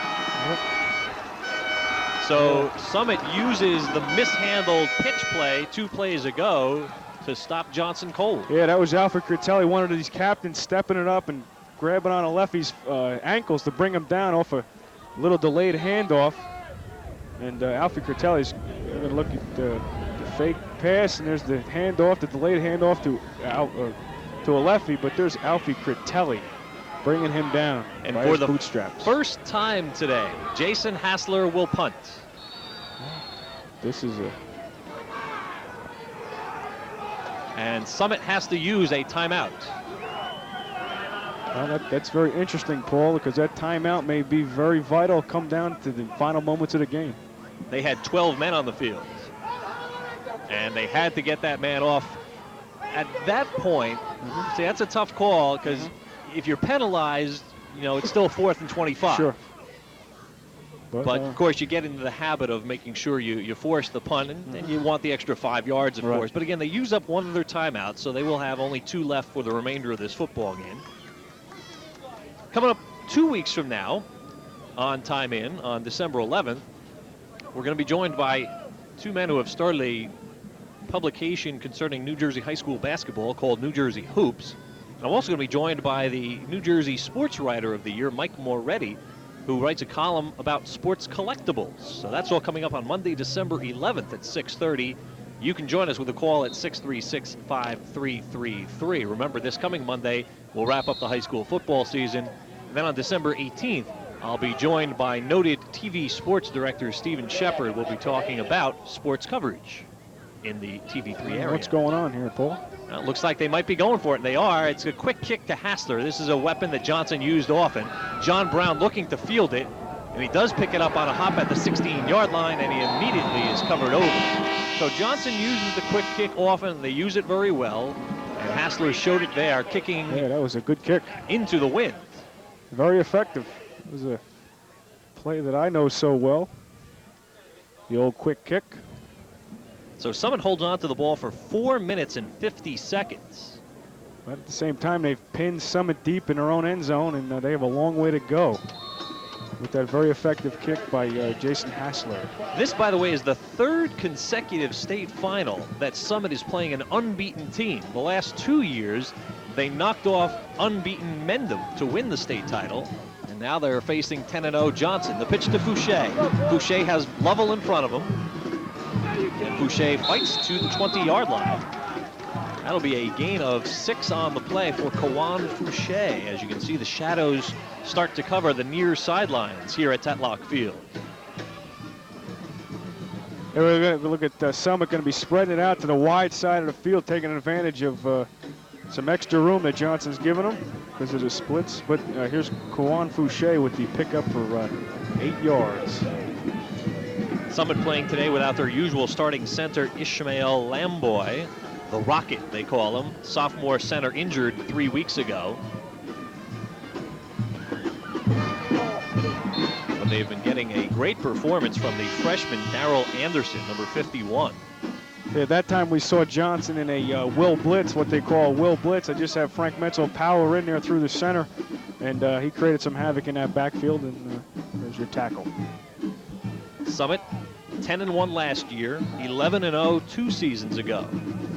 They are 8-2 in their 4th consecutive state final. Back in '92, they lost to Dover.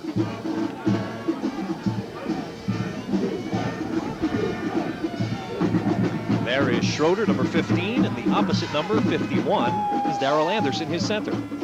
Fouché needs 2 yards, didn't get him. Tripped up by Tek Sun Kim.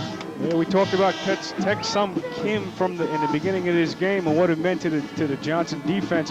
He gets some penetration from his nose tackle position, just trips up Kawan Fouché in the backfield. Yeah, there's Tek Sun Kim. He's a very good prospect. Coach Taylor feels he's very quick off the ball, one of his assets. He's caused 7 fumbles this year, the senior has. So Schroeder will punt it away with under 5 minutes to go in the 3rd quarter. Key stop for Johnson. We'll tell you why in just a moment. High snap, but Schroeder comes down with it. Booms it with the wind. Fair catch called for by Layden. He'll field it at the Summit 49. The reason I say it was a key defensive series for Johnson, if they can just hold the ball for 4:41, and they certainly have the ability to do that, Summit goes into the win for the final quarter, and that will be a disadvantage, of course, if they have to throw the ball. Absolutely. So this is going to be an important 4 minutes, 41 seconds. If Summit can get the ball back quickly, they've got the wind for the remainder of the third quarter. Again, when it's this close of a ball game, everything is vital. So they take over at the Summit 49. Menzel hops over the pile, gets a pair of yards.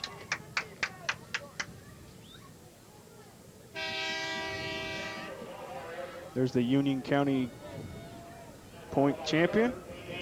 I guess it's safe to say, Paul, we can crown him the champion, being that there's no other teams that are playing. The only other person who can catch him is his own teammate, Greg Layden. And Layden was well enough behind. Layden came into the game with 72 points, Menzel with 90. So yes, Frank Menzel will win the Union County scoring race this year.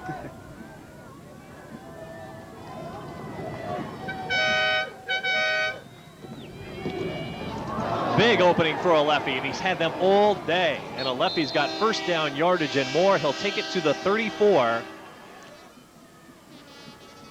A 13-yard pickup for Joe Alefi.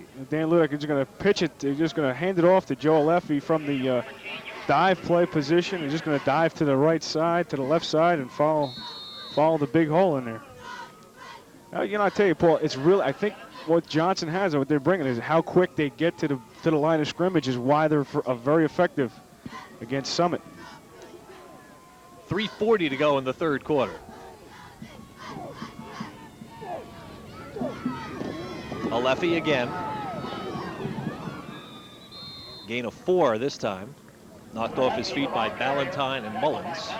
That time we saw a 46 power from Johnson. What that means in layman's terms is the 4-back Frank Menzel goes down and kicks out the end, and Joe Alefi follows his lead and goes off the end for some yardage. By the way, I should take a moment to thank the Summit Football Alumni Association. Got together today, provided us with a nice hot meal before the game, and we always appreciate that. Summit Football Alumni Association, big thank you to them from the TV3 crew.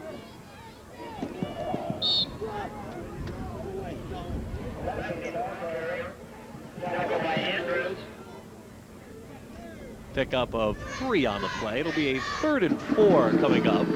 But the clock is still ticking. Yeah, 2:41 to go. They've already held it for 2 minutes. Yeah, Johnson's, I mean, we said it time and time again, but Johnson's really making use of the huge hole that they're given in the middle of this in the line of scrimmage.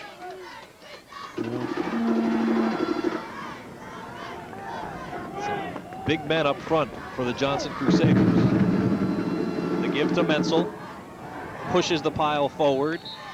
Should be very close to a first down. He had to get to the 24-yard line, and that's just about where he is with 2:12 to go in the third quarter. Matter of fact, close enough so that Ed Strohmeyer will call the chains in. And I'm sure Coach Taylor will go for it on fourth and short if that to be the case. Yeah, no doubt about that.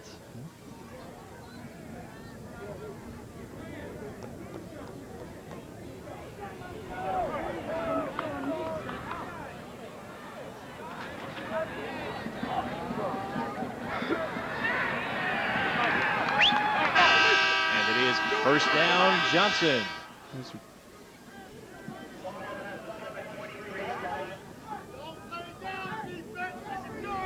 Johnson is coming out of the 3 position in the seeding. Summit was the top seed.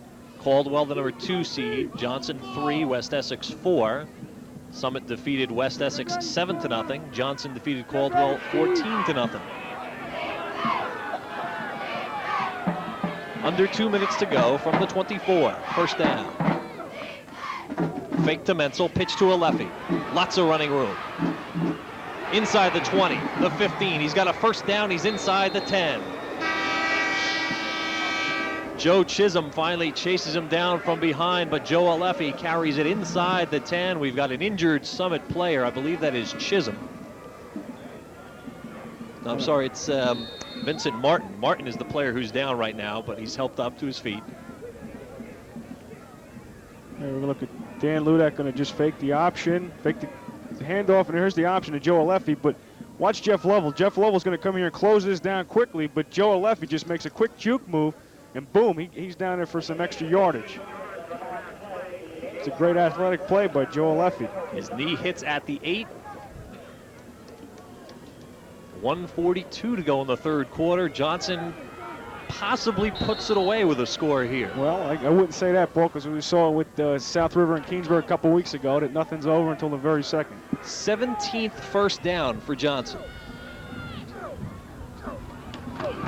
Menzel knocked off his feet, gains 2 on the play.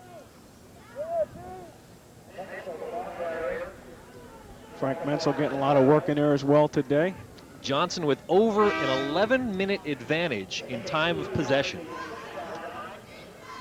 You can't score if you don't have the football, and Johnson is showing us just that today. Yes, 1 minute to go, third quarter.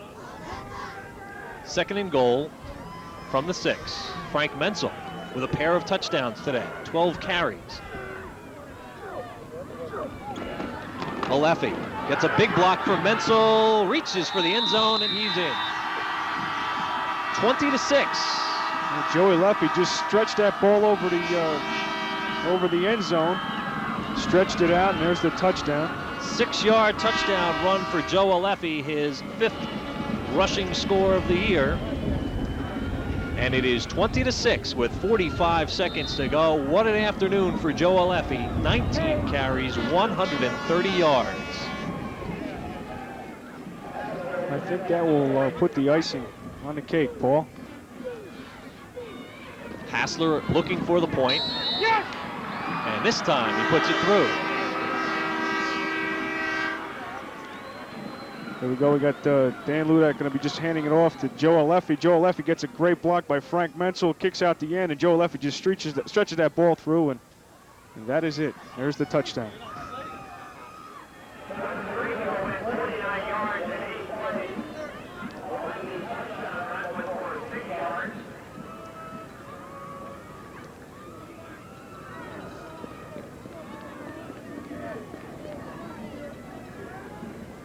Johnson scoring drive, 10 plays, 49 yards. Alefi scoring the touchdown. And the drive consumed 3 minutes and 56 seconds. It is, you know, anything can happen in the fourth quarter, Paul, but again, with how Summit has been moving the ball today, I think they're going to have a tough test in this fourth quarter. Again, anything can happen. Yeah, no, I agree with you, but again, the 2 factors working against Summit at this point. Number 1, Johnson's only given up the 4 scores all year. Right. Number 2, Summit's going to have to throw, and they're going to have to throw into the wind. That's correct. I mean, again, it's not a lost ball game for either side, but again, it's a tough road ahead for Summit. Well, they need a good return here to help break the ice a little bit. They're going to get a short kick. Fouché has trouble with it and finally covers up on the 30-yard line. That was close. That was close. Eric Gerstner for Johnson was awfully close to diving on the free football.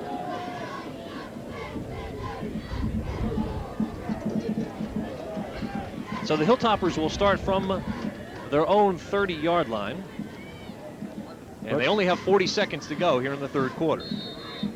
Well, I'm sure we're going to see a lot of spread the defense passing from Steve Schroeder to get some major yardage quickly.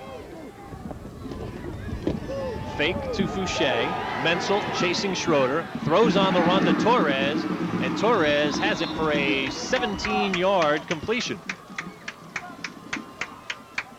Yeah, it was just a great fake by Steve Schroeder. Rolls out left, bootleg. See, finds his receiver, Peter Torres, down the field. Here we go, the great fake by Steve Schroeder. Keeps it on his hip. And there's he looks for Peter Torres, wide open down there. And they're spreading defense for Johnson. Maybe this ball game is certainly not over, Paul. 20 seconds to go, third quarter. I'm Paul Spahala, with me Patrick Olenek. You're watching the Section 2 Group 2 championship game. Also on TV3, you will see in the next week or so the Section 2 Group 4 championship game, Montclair against Morris Knowles, and also the Central Group 1 final, South River versus Highland Park. The delay for an injured player, Joe Aleppi, for Johnson helped off right next to the sidelines. And I'm sure we will see Joe back in the ball game. Clock is on the move. 13 seconds to go in the quarter.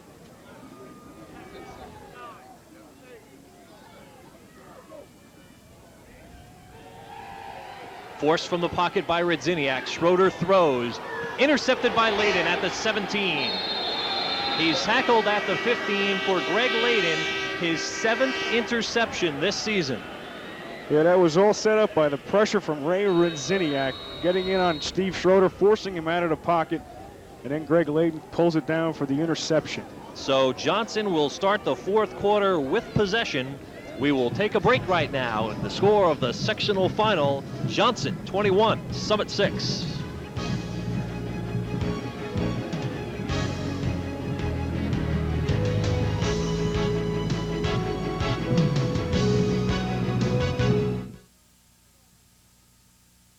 When you're looking to buy a new Chevrolet, experience the difference at Warnock Chevrolet Geo.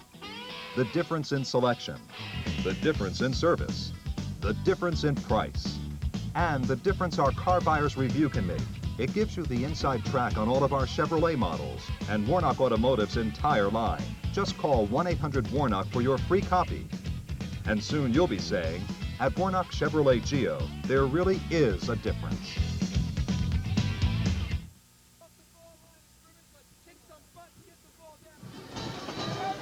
Welcome back, everyone. The Johnson Crusaders are 12 minutes away from what they hope will be their first ever playoff championship. They are recipients of 2 state championships, but that was back under the old Colliton PowerPoint system back in '69 and '70 in Section 2 Group 3. So this could be their first ever Section 2 Group 2 state championship. Well, I'm sure Summit would like to see some fumbles popped up early in this fourth quarter, as they saw in the beginning moments of the second quarter. And Dan Ludek sees an alignment he's not comfortable with, so he calls a timeout. By the way, time of possession through 3 quarters. Johnson, 23 minutes. Summit, 13 minutes. And I'm not even going to wonder how our crack TV3 sports crew got a camera on the far side of the field.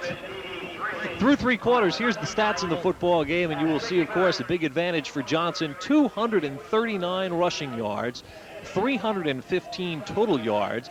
First down advantage, 17-3. And Summit limited so far to just 59 yards in the air, but you can bet that when they get the ball back, they will be headed up top here in the fourth quarter. No question what they're going to have to do. They're going to have to spread the defense and throw it long. You know, but we look at that turnovers from Johnson. I mean, that could have played a major key in this ball game for Summit on the other end. Ray McCran comes back from his team's huddle. Summit only lost twice this year. The second game of the season, they were shut out by Linden, 7-0. And last, well, Thanksgiving Day, they were beaten by Irvington, 22-6.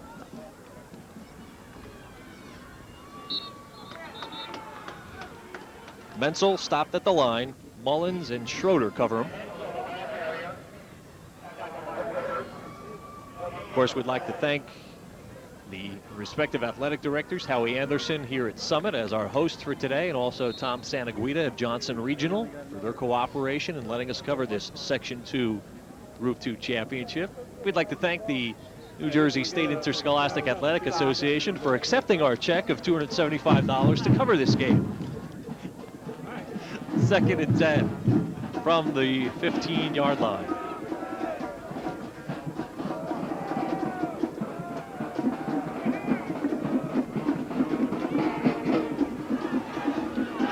Aleppi still going. He's across the 30, knocked down at the 35. A 21-yard pickup for Joe Aleffi. That's been the play that's been fooling everybody. Just a quick counter dive. We're going to see Ludak just quick pass, spin around, delay handoff to Joe Aleffi.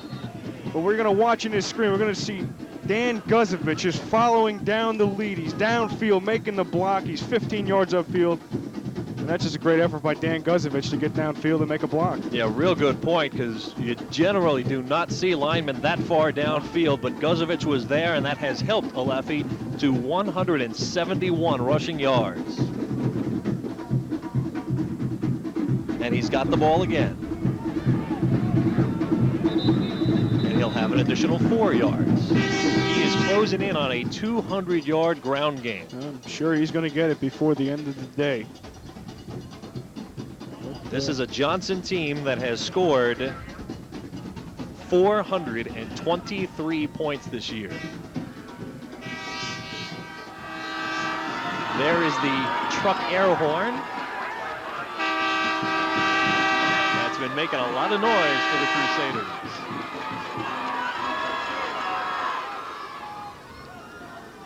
Under 10 minutes to go in the sectional finals. Aleffi loses the ball, and Critelli comes up with it for Summit. The 4th turnover of the football game, and the 2nd time that Alfie Critelli has come up with the ball. That's a big turnover with such a lot of time left in this 4th quarter. We're going to look at it. Alfie Critelli going to make the pop and bring this ball free. There's Alfie Critelli going to bring that in. That was actually Jeff Lavelle made the hit on the ball, which knocked it free, and Alfie Critelli just pounced on it. So they will take over at the Johnson 45. It's a major change of events.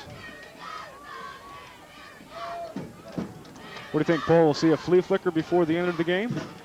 Yeah, I don't know if they'll go back to that one yet. Torres in motion to the far side of the field.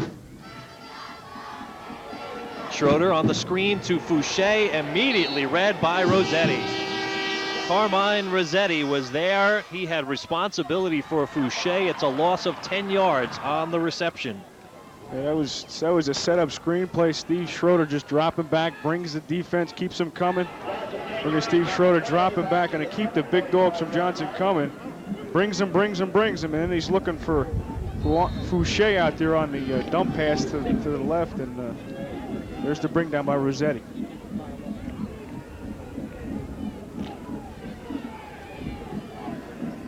Carmine Rossetti.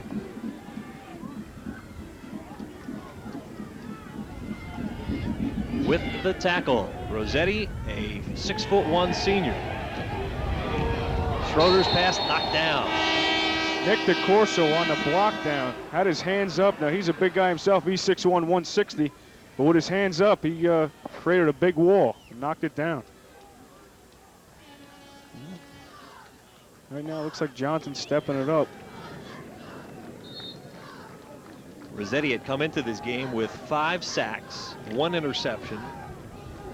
And the 6'1" senior wearing number 82 with the big tackle on that screen pass. It's 3rd and 20.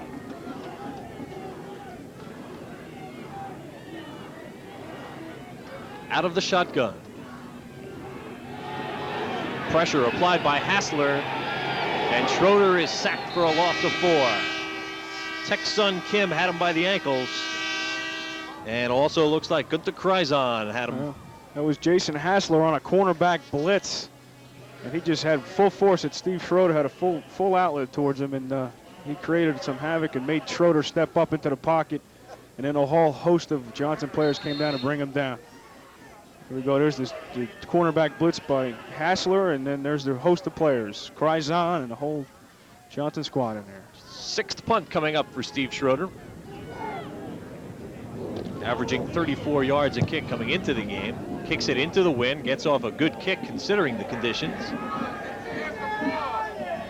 And the ball is finally down at the Johnson 36. Wow, that wind really took effect on that ball, Paul. I mean, that thing just hit a brick wall and came back. It was a close call because it almost hit a Johnson receiver down there. There you see the flag at the right side, the eastern end of Tatlock Field, blowing away from us. Bob Taylor and his staff. 7 minutes, 22 seconds away from the first ever playoff championship at Arthur L. Johnson Regional High School. Joe Aleffi. Rest of the Johnson staff: Vinny Albano, Lou Dellapia, Mike Mancino, Carl Peterson, Steve Shofi, Steve Washuta. Yeah, Paul, good story about Vinny Albano. He's been wearing this hat that he wears so for his whole coaching career, it seems. Wears it in every game. It's really decrepit, it's really old, but he still wears it. It's got a lot of luck into it. He still firmly believes that when he wears it, he wins. So far, it's brought him good luck today. Yes, it has. 6:34 to go. That little spin play that's worked so effectively all day, shut down this time by Summit. It'll bring up a third, and we'll call it 6. Coach Albano standing next to Steve Shofi near the first down marker. Well, it comes That is an old hat. It certainly is. Matter of fact, there's many stories that go along with that hat. I think believe he lost that hat again when he's playing in Hillside, and I guess nobody knew where the hat was, and then sure enough, it turned up a couple weeks later. And I mean, anybody else would have just threw it out, but that hat really means something. Under 6 minutes now. 3rd and 6. Key play in this ball game. And they stop Aleffi right at the line of scrimmage. Joe Chisholm. Now it comes down to clock management. When and when not do you use your timeouts to make the most of your time. Now wouldn't be a bad time. 4th down. I'm sure Johnson will just let it run out. Frank Menzel apparently stretching out maybe a leg cramp. Getting ready to go back on the field on defense. Johnson will line up as if they're going to go for it. Remember, Hassler is in the ball game. They do quick kick out of this formation. Pitch back to Hassler, and he will quick kick it. Floats it up. Brown chasing it. It's over his head. And it will stop at the 25, where Nick Corso will down it. So Summit will have 75 yards to go. And remember, they still need 2 scores in this one.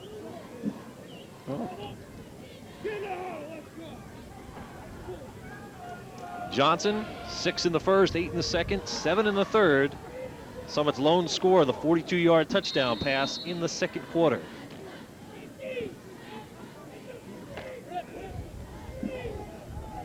First and 10 from the 25.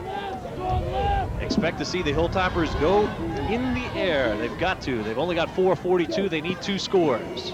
Blitz is on from Hassler, forcing Schroeder from the pocket. Schroeder throws on the run to Jamal Stewart, and Stewart pulls it in at the Johnson 42. He was wide open. He's threaded the needle, and Jamal Stewart was there. They caught Johnson on a blitz. And this is bringing life to Summit. They can get one in here quick, and then they get the ball back.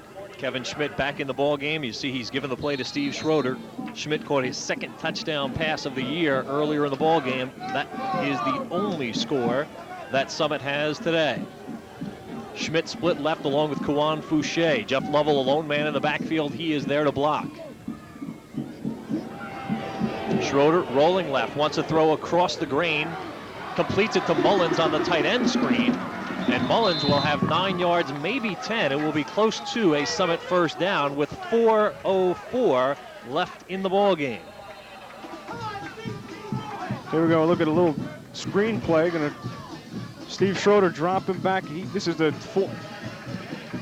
a call play, a screen play out, and he's got the blocking of Martin Weathers down there. Chains will come in. This is a major series for Summit. Don't need to be said, but might as well say it. We'll stretch it out.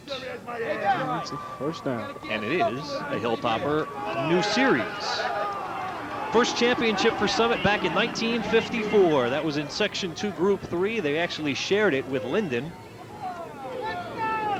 Of their 11 state titles, 8 of them came in Section 2, Group 3. Schroeder today 5 of 12, 92 yards.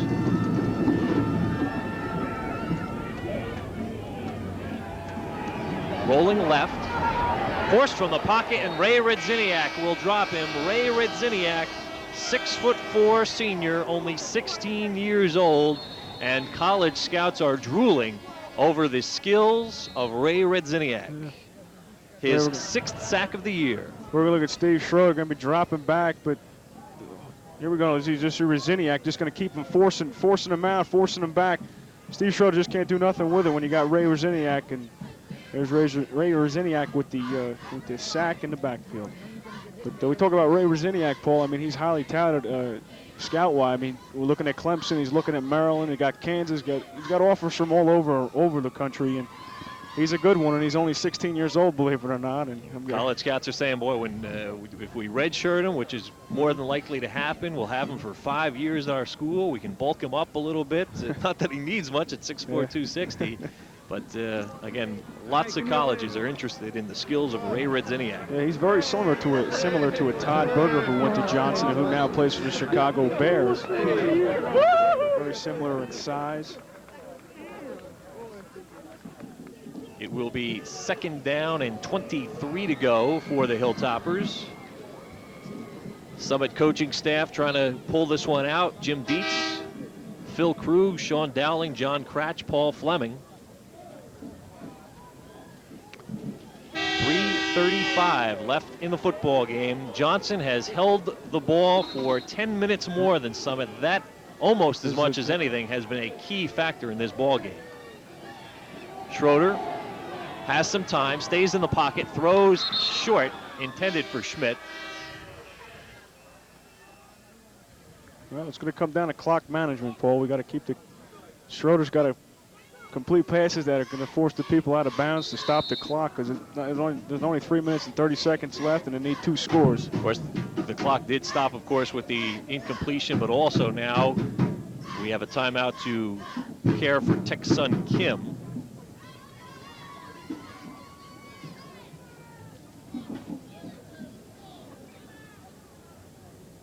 Kim, we talked about him during the Roselle Park game. Somewhat new to the game of football, only been playing for a few years, but has certainly put together a great season this year for the Johnson Crusaders.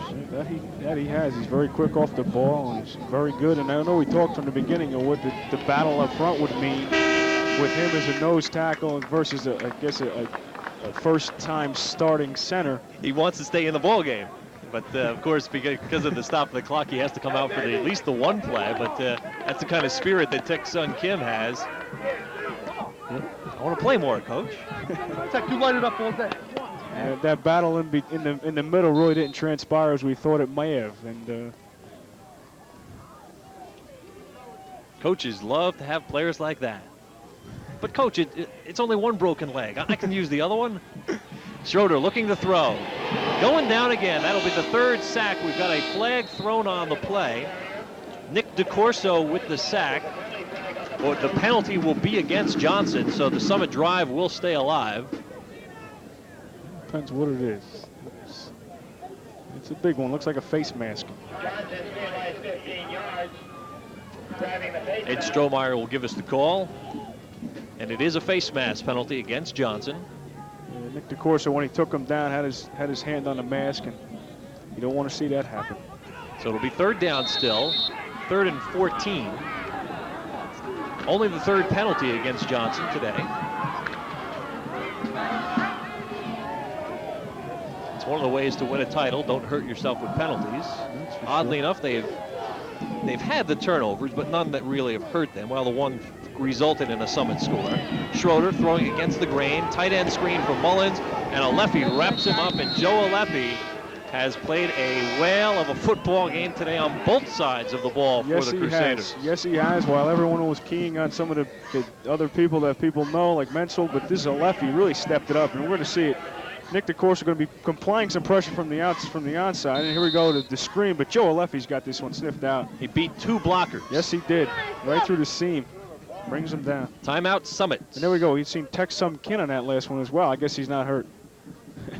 He was back in the ball game, helped on the tackle there. But I tell you, Joe Alefi has played an outstanding football game. Yes, he has. No doubt about it. We're going to think about his offense today. He's closing in on 200 rushing yards. He's got a touchdown. He's made some key tackles at the right moment. 21-6 the score. Johnson with the lead, hoping to capture their first ever playoff championship. In addition to, of course, winning the Mountain Division of the Mountain Valley Conference this year. They were Mountain Valley Division champs in 91 and 95, Mountain champs in 87. Cover three. Will, let's get after it, damn it. Let's get a hand. Right in his face. Let's go. You're outside. Let's go. And Coach Taylor's very intense in there. No doubt about it. He is the most active coach that I have seen in my 643 games. I would say so, because I mean, he's even before the ball game, he's directing cheerleaders, he's directing everybody. I'm sure he's out at the end of this ball game directing traffic too. And he'll be directing the post-game show. You know he wants everybody in Steve Schroeder's face. There are at least 2 men in motion for Summit.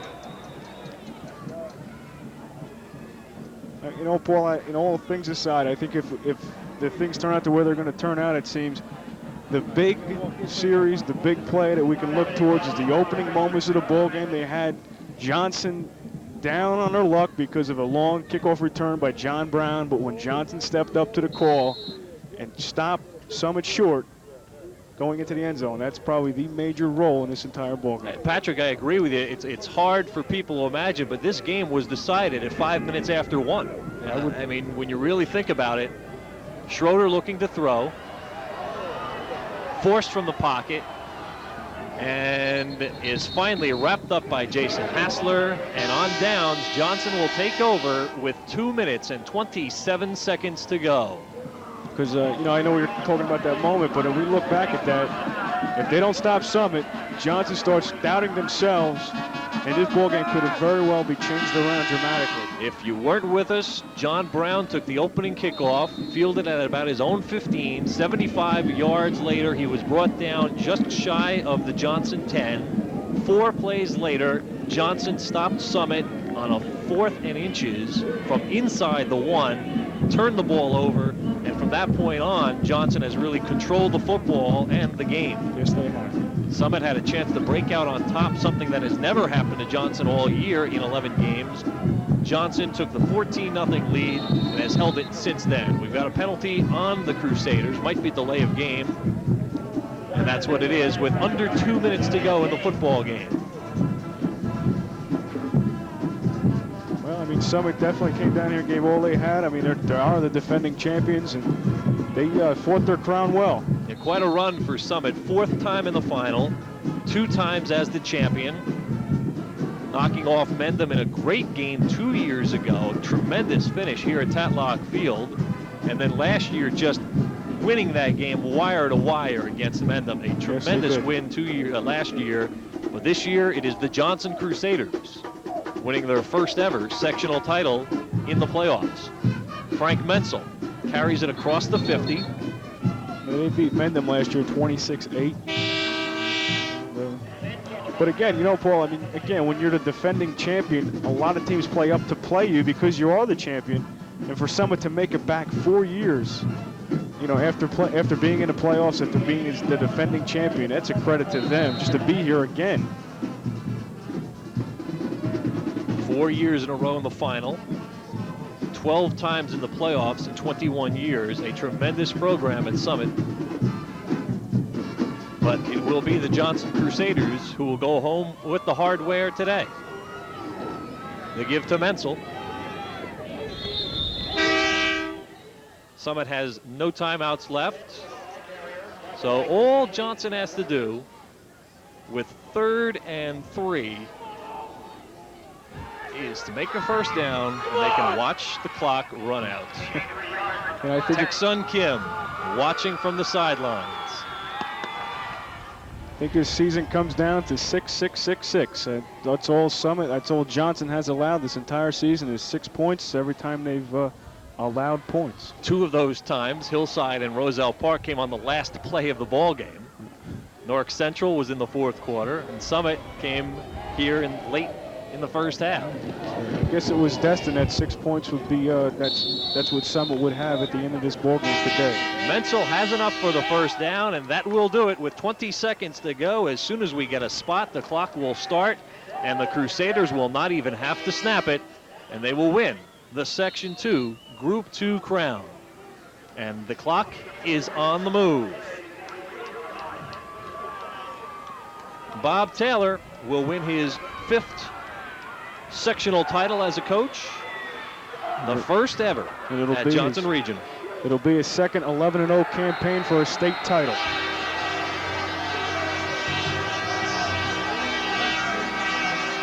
Ray McCran and Bob Taylor meet at midfield, and it is the players from Johnson Regional High School in Clark who celebrate the Section 2 Group 2 championship game. The final score, Johnson 21, Summit 6. We'll be back down on the field to wrap this one up with our post-game show right after this.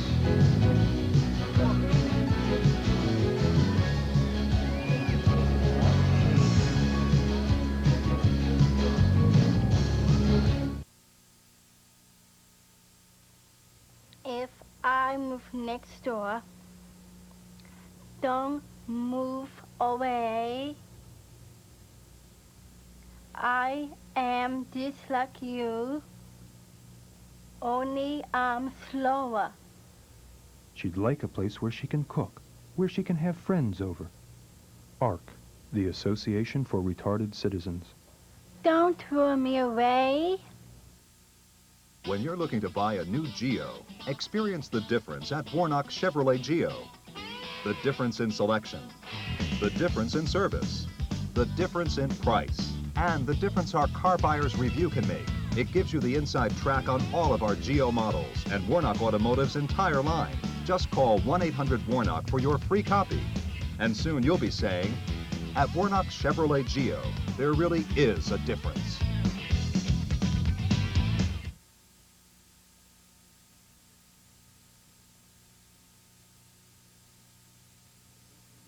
(21-6), the final score of the Section 2 Group 2 State Championship football game. The Johnson Crusaders complete the 11-0 season. And Frank Menzel, that must sound real good right now, 11-0. Oh, yeah, it sounds great. Take us back to those hot days of practice back in August when the drought was there and it was a long way off. Did the team talk about, after losing in the state playoffs last year by 1 point, the thought about, hey, we've got what it takes to get back there? Yeah, we started talking about that last year when we lost that game on the bus ride home. We knew we could do it. Controlling the ball today was a key factor in this football game. You had almost 30 minutes time of possession. Tell me a little bit about the offensive line for your club, because they did the job all season long. Yeah, they did. They played great all season. They played the same today. You know, they were playing great out there. And by the way, congratulations to you with your 2 touchdowns today. You will finish as Union County's leading scorer. Thanks a lot. Frank, congratulations on a great performance today. Let's talk about the fellow you had in the backfield with you, Joe Aleffi. Joe, what a game today. Our stats have you as 183 rushing yards today. A great performance, and a lot of those on that quick opening play. Tell us a lot about that play, because that was one of the things that the Summit coaches told us they were worried about, the fact that you guys hit so quick to the line of scrimmage. Yeah, coaches watched the film all week, stayed up late watching. They found that if I could hit the hole quick right up the middle, and there wouldn't be anyone there to stop me. So we just planned to do that, and it worked out. Also, another play that worked real well was the play where Dan would fake the pass and then do that little pirouette move and give it to you. It looked like a slow developing play, but it was always open. Yeah, that was a new play this week. Dan does a good job of faking it, and then they all rush up, and I just had to run through as quick as I could, and the lineman did a great job. You had over 20 carries today coming into the game today on the bus ride over. Did the coach give you any indication that you were going to get the ball that often today? Well, Frank is such a good back. We knew they were going to be keen on him, so I just had to be ready, and if I had any opportunities, I would just take it. All right, Joe, thanks very much for coming by. Congratulations on a great performance. Bob Taylor. Bob, and the rest of the coaches, come on in here, fellas. Come on in, guys.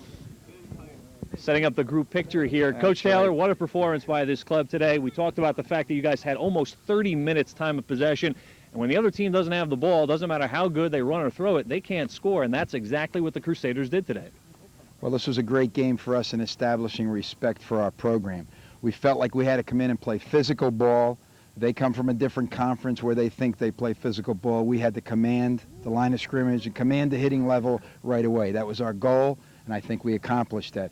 I think it's very important for everyone to know that the family unity of this team and all is created by the great job that the coaches have done. This has been a tremendous ride for us, but it didn't just happen. You know, a game like Joey, he had to step it up today. It was his turn, and we tell him every week somebody else has got to step up. And you're going to find that there's a lot of other great performances in this game today, just as it's been all year long. No doubt about it, there were some great performances, but we in the media like to make stories out of things, and there's no doubt about it that, in our opinion, this game was won at 5 minutes after 1, because after John Brown returns the kickoff and they're starting from the 10-yard line, they could have put you behind for the first time all season, but the defense rose to the challenge, stopped them on 4 downs. You know, we told the guys before we left the school, state championship games always have some type of adversity in them. We're going to have to overcome something today. And I think we got the idea pretty quickly here. But we were able to overcome it, and I think that's the important thing. These guys don't quit. We were ready to go to the last tick of the clock. If we had to go overtime, we'd have been ready for that. There was a lot of pride on the line here today. And, you know, I think people got to wake up and take a look at this team and realize this is one of the finest teams in the state of New Jersey this year.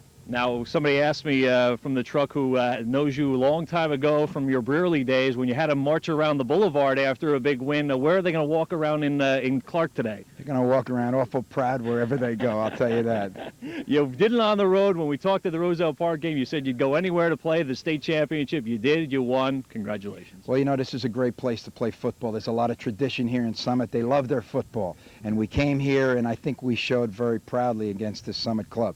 And I just have to say, personally, knowing that, you know, the great job that you've done for us in your commentary over the years, and knowing that this is your last game, breaks our heart as high school football fans. Thank you for all the jobs that you've done for all of our area football over the years, Paul. Bob, I appreciate that very much. Thank you very much.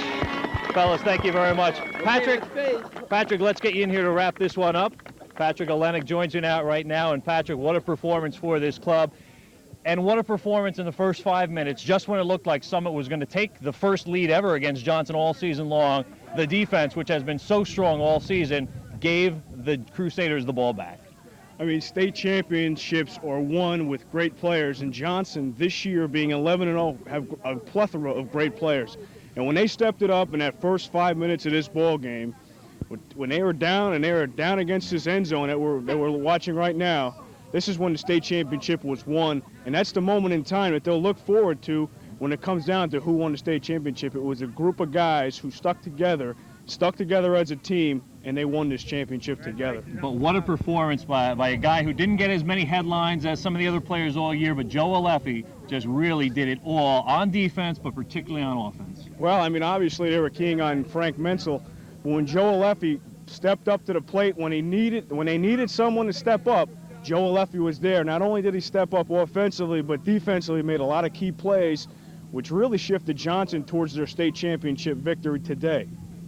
That'll do it for our coverage of the North Jersey Section 2 Group 2 championship game. Again, the final score, Johnson 21, Summit 6, as Johnson goes 11-0, and they win the sectional championship. For Patrick Olenek, and for the 643rd and last time, I'm Paul Spahala for TV3 Sports. Good night, everyone.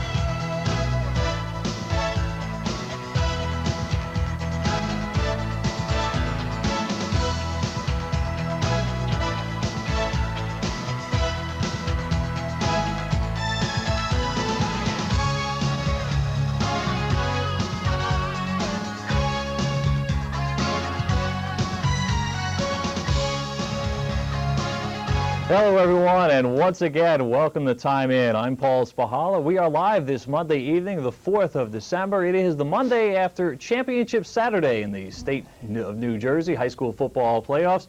And we have with us, well, what could be a very good high school coaching clinic, but also we have with us the 4 coaches who guided their teams into championship football games this past weekend, who are from the TV3 area. Let me quickly introduce our panel for this evening. We have Bob Taylor from Johnson Regional High School.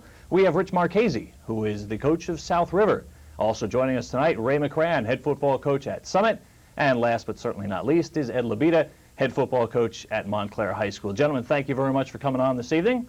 Thanks, Paul. Thanks for having us. As it turns out, well, we knew we would have at least one winner, one loser because of the Summit Johnson game. As it turns out, we have 2 winners and 2 losers this evening, but 4 good coaches. As always, we do invite you to join us with a phone call, 908-636-5333. If you would like to join us today, that's 636-5333. Let me start on my right here, Bob Taylor. Bob, congratulations on winning the Section 2 Group 2 state championship with the Johnson Crusaders, finishing 11-0 right now.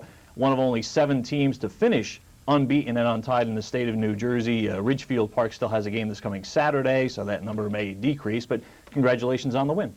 Thanks, Paul. You know, anytime you're 11-0, it usually signifies a very special team, a special resolve, and it's a very difficult task in high school football, so we're extremely excited today. And congratulations to you, and congratulations also to the South River Rams, the winners in Central Jersey Group 1. Rich Marchese, a good game, obviously, because, of course, it was a championship game, made, I guess, a little bit more special, at least for the fans in the stands, because it was against the longtime rivals, Highland Park.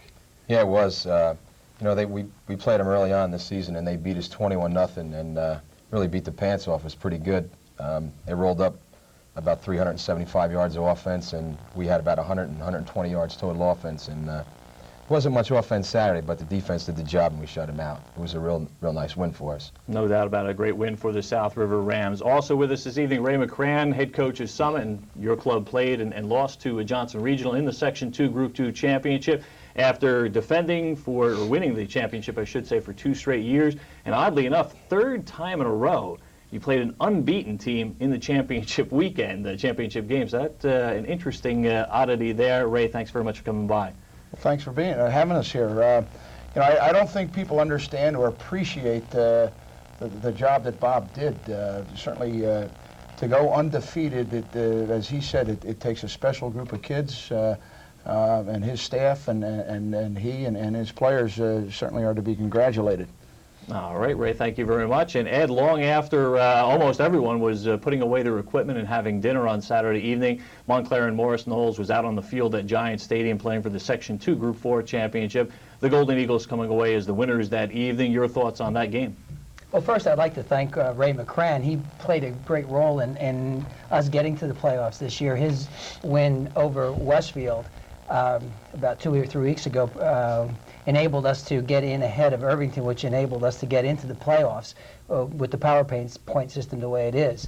I look back on the season as a very rewarding season. I had a young club. We had a nucleus of a number of athletes back from last year, but we knew we had to fill in with quite a few sophomores and juniors this year to help fill a lot of gaps on our offense and defense, and they came through with flying colors, especially down the stretch when we had to play some very, very difficult clubs, an overtime game against Passaic and a win over a real talented Elizabeth game, and a tough win on Thanksgiving with Bloomfield, who was very, very talented this year. So it's been a great season. Yes, the Bloomfield alma mater, not very happy with your win on Thanksgiving, but we'll forgive you for that. Ray, is that why you beat Westfield, to make it happy? Well, I'm completely unaware of that scenario, but you know, fortunately we were good enough to beat Westfield. I mean, that was our objective.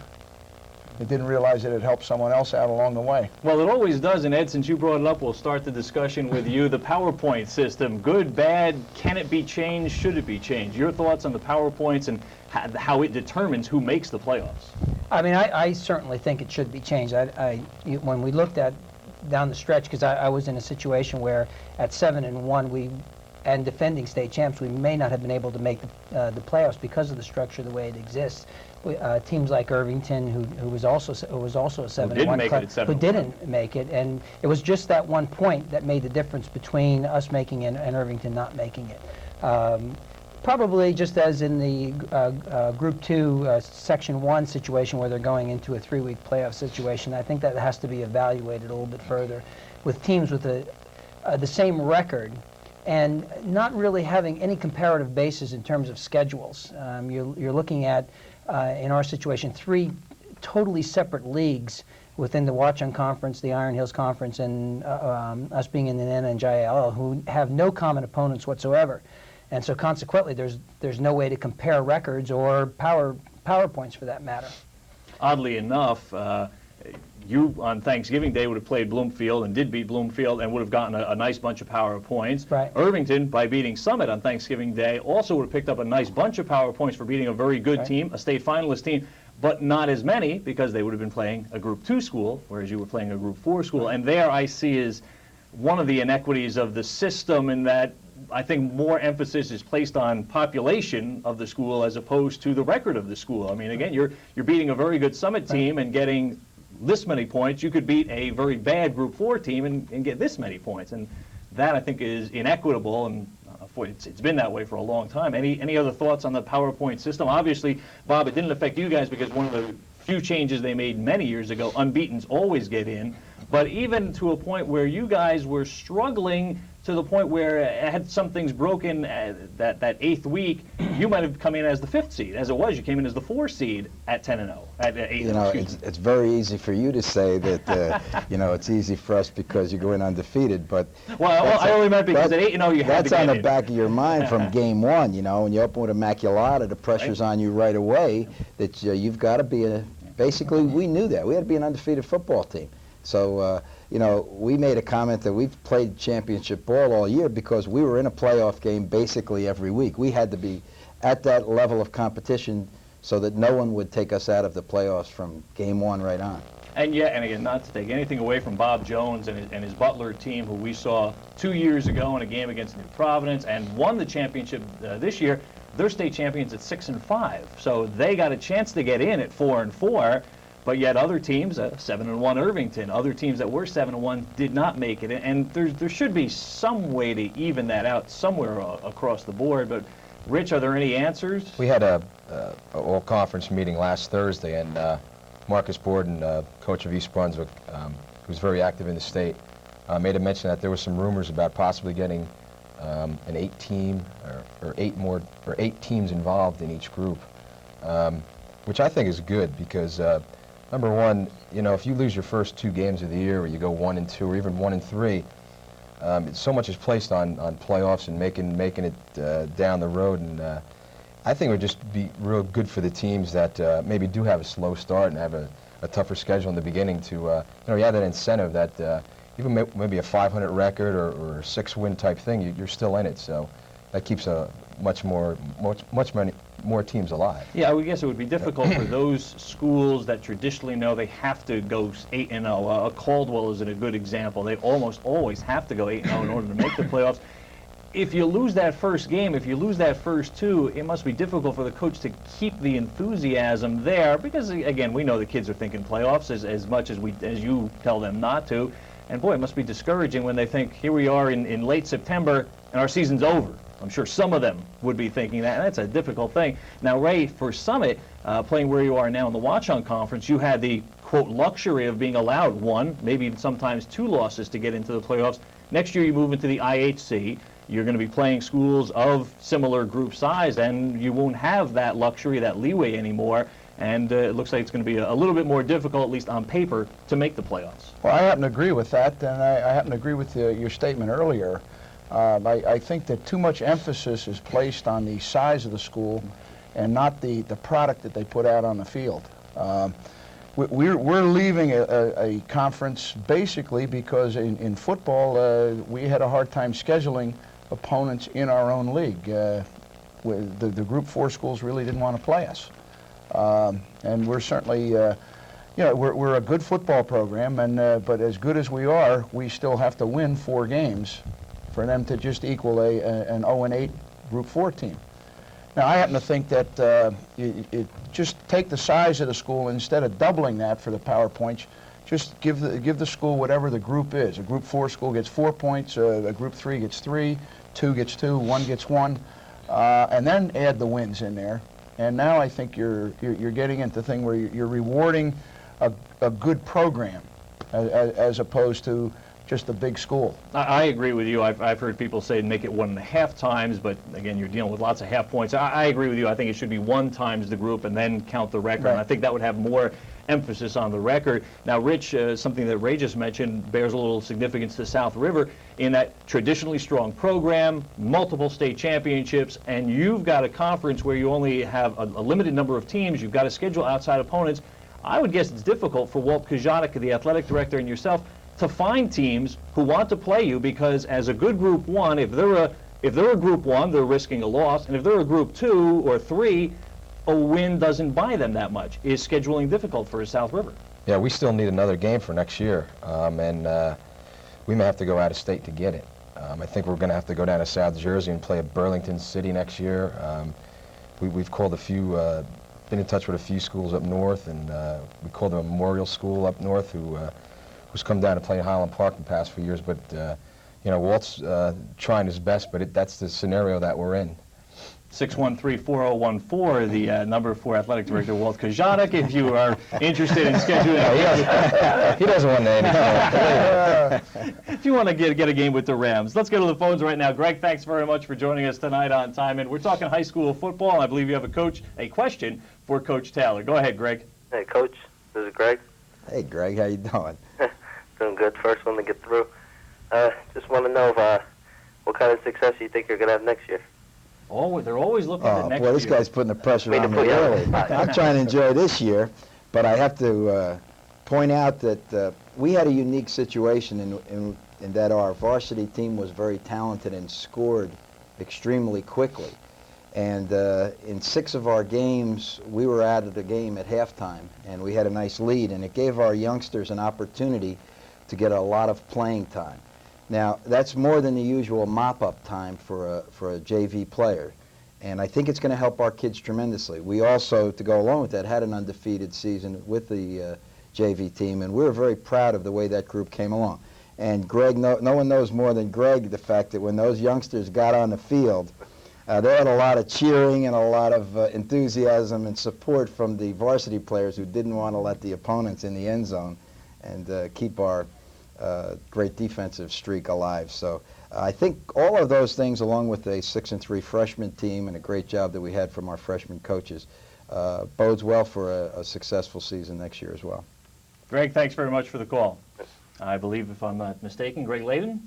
Sounds like it. That's Greg, a talented wide receiver for the Johnson Crusaders this year. And I'll tell you, he just, if you put the ball near him, he generally came down with it. Great receiver. Greg's a special guy, and it doesn't, it's not just a natural ability. There's a lot of God-given ability, but also a hard worker.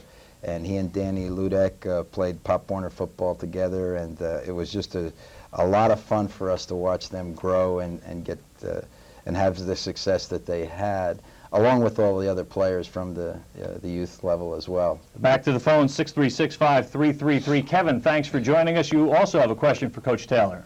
Yeah, how you doing, Coach? Kevin Sokola. Hey, Kevin, how are you? How you doing?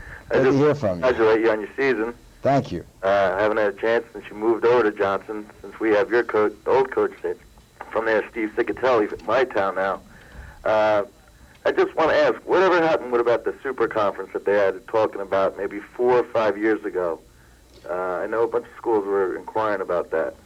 Well, it's been very difficult to make changes in the conferences throughout the state. And actually, Ray's breakthrough with Summit, people are looking very favorably at that and hoping that there may be some opportunities for schools to make changes in the future.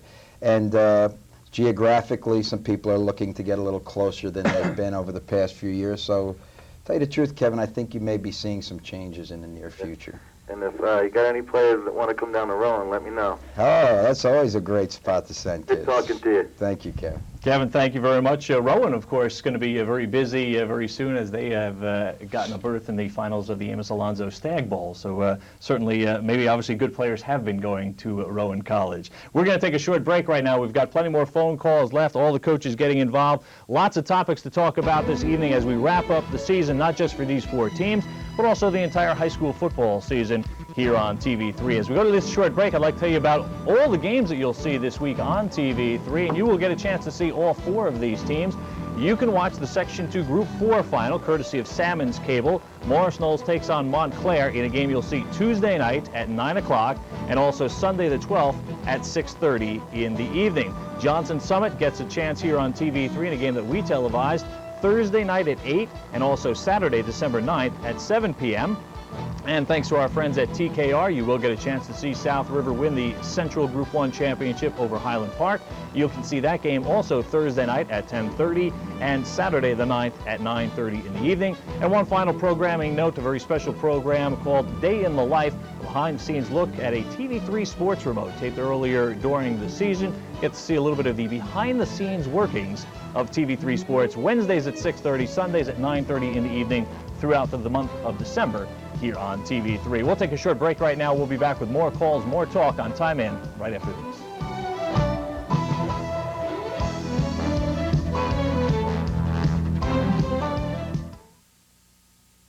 When you're looking to buy a new Nissan, experience the difference at Warnock Nissan.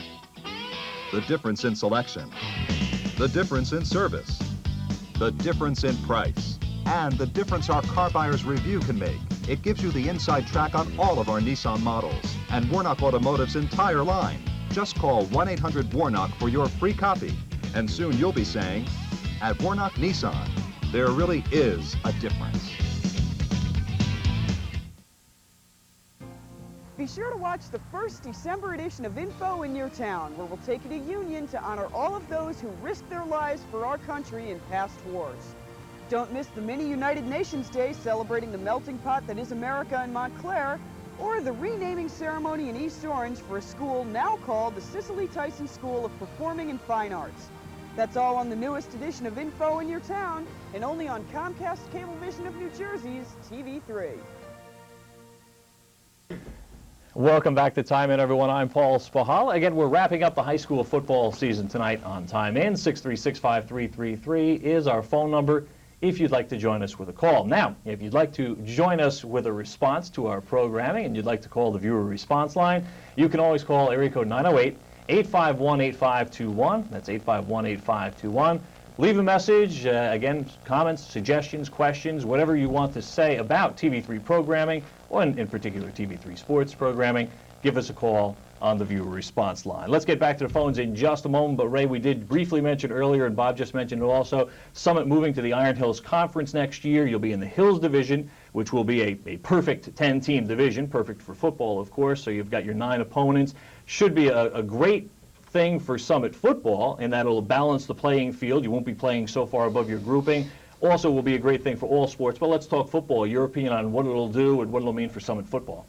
Well, first of all, it's going to mean that the programs in that league are great programs. So we're going to have to get a lot better as a coaching staff, and our players are going to have to get a lot better to compete week in and week out at that level. The one thing that it might do is, as you look at the playoff picture, you get basically you get a couple of teams out of that league every year in the playoffs, and then we seem to sneak in there with a good record, and then there's someone else usually in there. I doubt very much if you'll ever get 3 teams out of one league. So in effect, by us coming into that league, we are going to eliminate a team that is normally in the playoff picture. Exactly, which in reality isn't a bad thing to do, because you're going to eliminate them on the field as opposed to some mathematical and that's really the point of the playoffs, is that you're going to line up against, you're going to put the best against the best, and of course that's what the playoffs are all about. Yeah, of course you've got West Essex, who you played in the opening round of the playoffs in that conference. You've got Dover, who you played a couple years ago, and Summit played a couple years ago in the sectional final, and Mendham, who you did play last year as a coach, and Summit played 2 years in a row. So a very powerful plus, there's some other good programs in that league. They just haven't made the playoffs, and certainly we're looking forward to it because we're looking at it as just a tremendous challenge for our program. All right, back to the phones right now, 6365333. Chris, thanks for calling. You've got a question for the coach from Montclair. Go ahead, Chris. This is for Coach Labita. Sure. One is I want to congratulate him on a very fine season. I said to take a sophomore and junior dominated team as far as he did is an accomplishment itself. Also, I was at the Passaic and the Elizabeth game. Those were two of the most exciting high school football games I think I've ever seen. And I just had a question regarding the last game of the season. You know, I just didn't feel that the team that I had seen prior to that night was just showed up. I just had a few questions. Chris, I think you're right. I'll agree with you totally. Yesterday and reviewing the season and what had happened on Saturday night, I try to take a look at the season in its total perspective. And what I saw was that in reality is from the Clifton game on, we were going against really top-notch football teams in Clifton and in a real good Ridgewood team and in a Passaic team, a Paramus Catholic team who was tough, and then, of course, Elizabeth and then Bloomfield, all back-to-back. Whether or not that had anything to do with our performance on Saturday night, I don't know, but we certainly had a long, tough stretch from the fifth game on, and the kids, I can't say enough about the kids in our program and how they responded to that level of competition. We were flawless in a lot of those games, and a lot of the things we did, and some of the things we did Saturday night were for example, I don't think we had more than one procedure penalty the entire season this year since the Bergen Catholic game, and we had 7 on Saturday night. Now, I'm not quite sure why that happened, but it did happen, and of course it hurt us quite a bit in the course of that game. All right, Chris, thank you very much for your call. We're going to specifically talk about the Passaic game and the Elizabeth game. There were a couple of things happening in those games that we're going to open up to the panel in a few moments. So, Chris, thanks very much for the call. Let's go to Jerry right now. Jerry, thanks very much for your call. You're on time in. Yes, a question for Coach Taylor. I'm an alumni of Johnson. On Friday, I went to Giant Stadium and I saw the St. Joseph's game, and then I watched the Bergen Catholic game. And I thought Johnson could be competitive with either of these two teams. And I want to know if I'm just being a little bit too subjective, or if Coach Taylor also agrees that he can compete with those teams, and if we are underestimated and too far down in the rankings at 16th and should be rated even higher. Well, rankings are always difficult, but I have to tell you, as a coach, we spend a lot of years evaluating our teams and comparing our teams, and there are certain teams that have the chemistry that could compete with anyone. And this is that type of team, and I think a lot of coaches who saw our championship game the other day playing against, a traditionally fine Summit team, realized that we were a cut above and possibly had been overlooked in the ratings. And I truly believe that. We've had a couple teams in our history that have had the type of prowess and the abilities that this group had. And I would have to agree with you also, Jerry. Jerry, thanks very much for the call. Let's go to Susan right now. Susan, thank you very much for joining Time In. You've got a question. Go ahead. Yes, I do. First, congratulations to our wonderful coach, Ed Labita from Montclair, and congratulations also to the other coaches for their efforts to support and advance high school football in America. But I would like to know, in general, what the reactions are from the coaches on changing the venue of a high school championship game from the home fields to Giant Stadium, if the benefits can outweigh the cost to fans.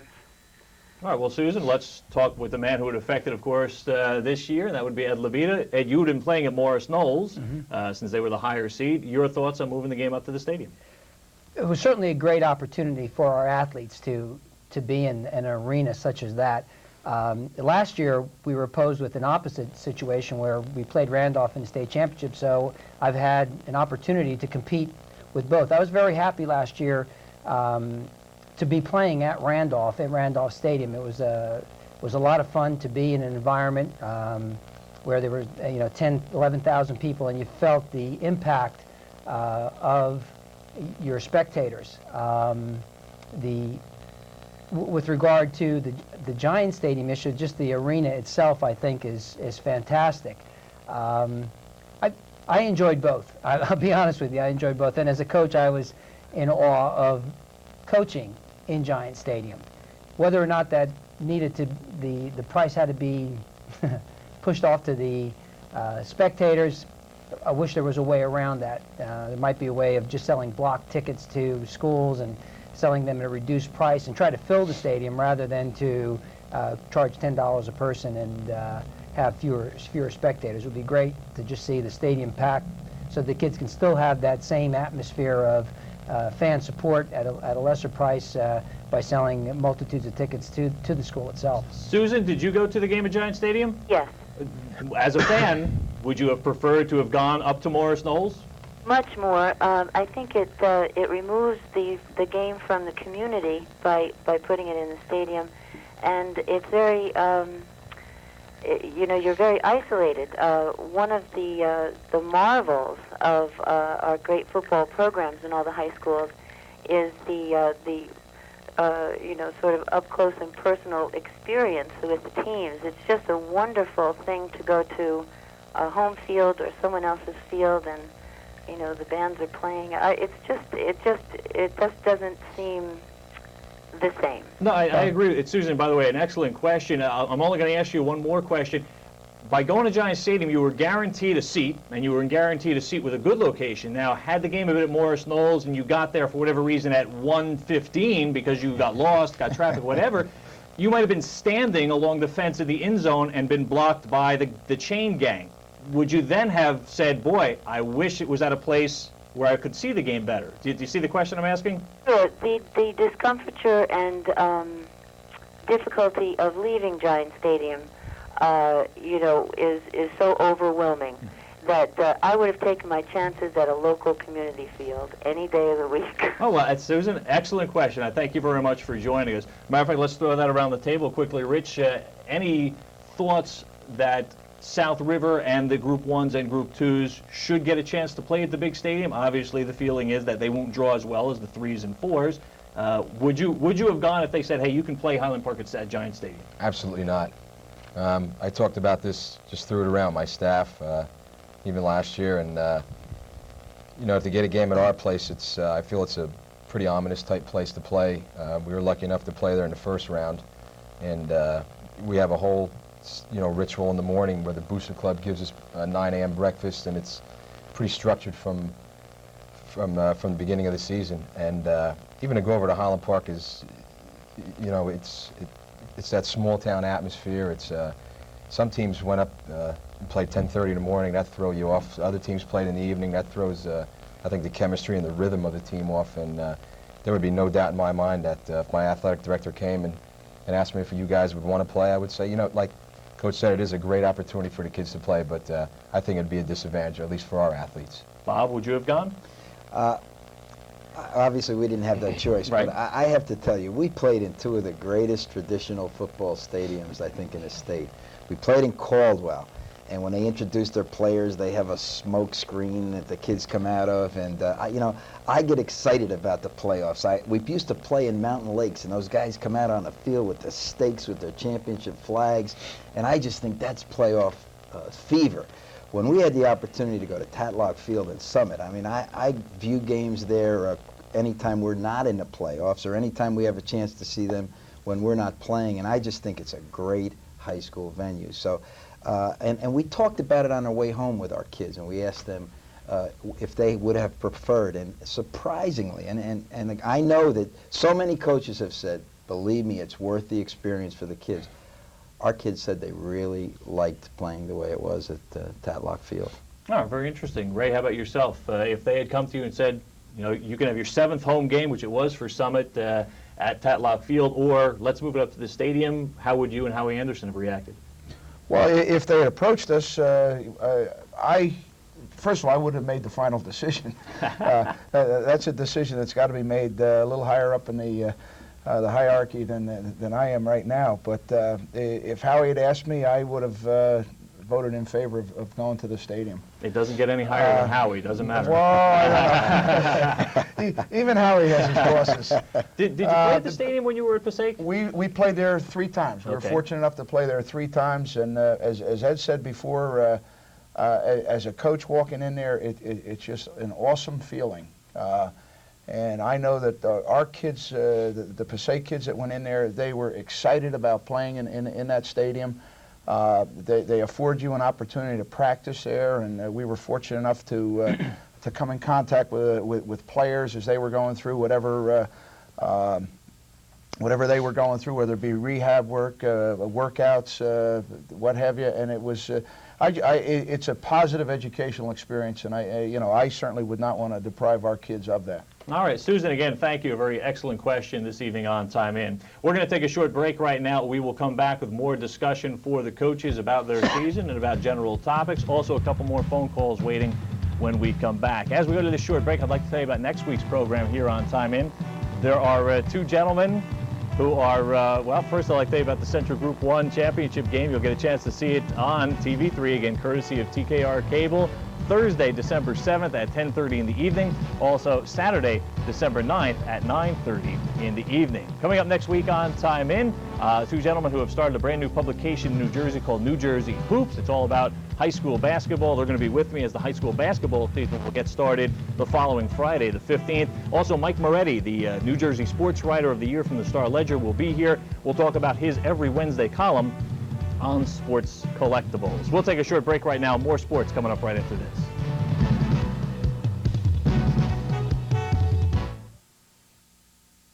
When you're looking to buy a new Jeep, experience the difference at Warnock Jeep Eagle.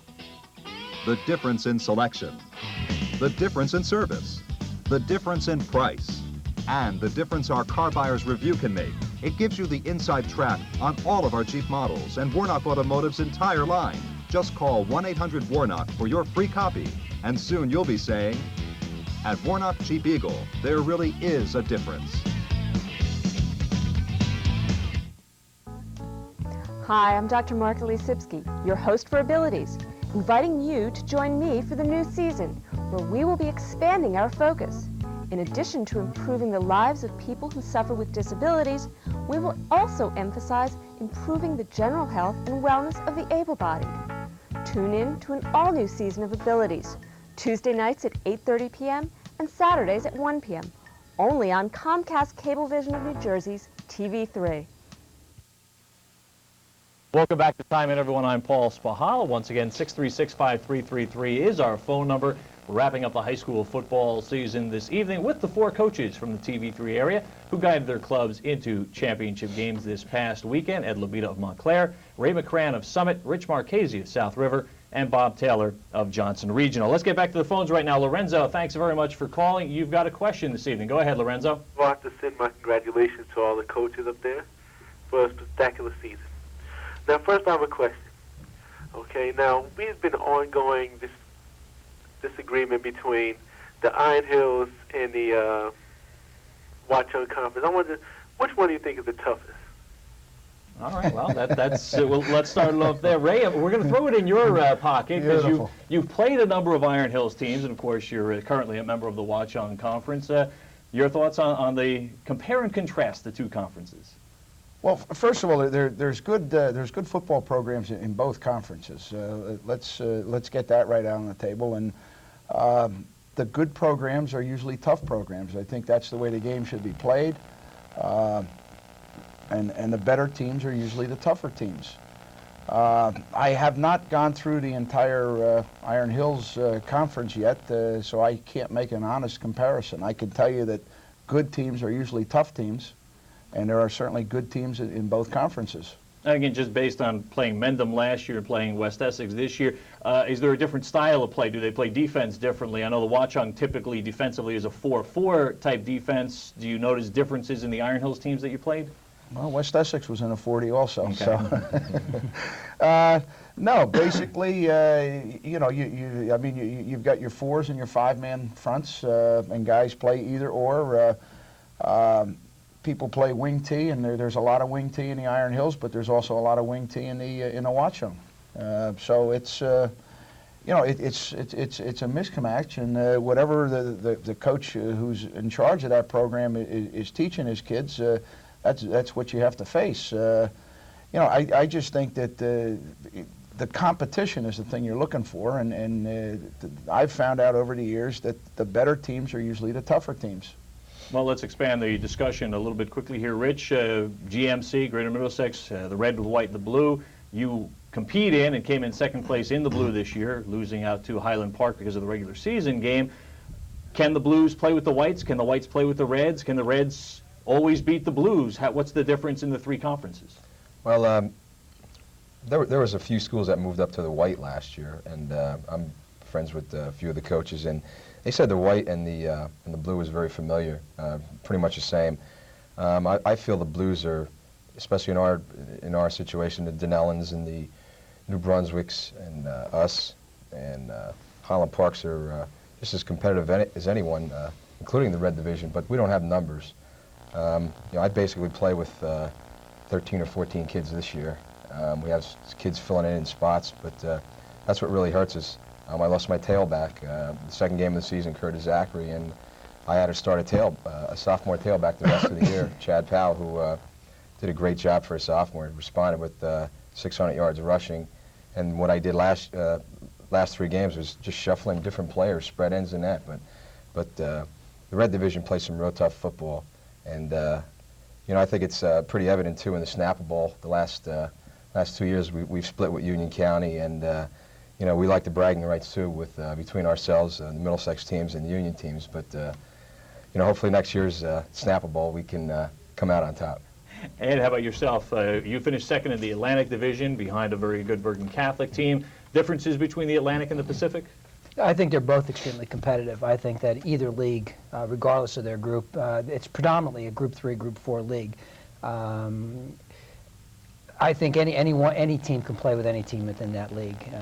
It's tough competition. I think it's one of the when you look at the crossover games, we do have the one crossover game with that league, and it's probably pretty well balanced.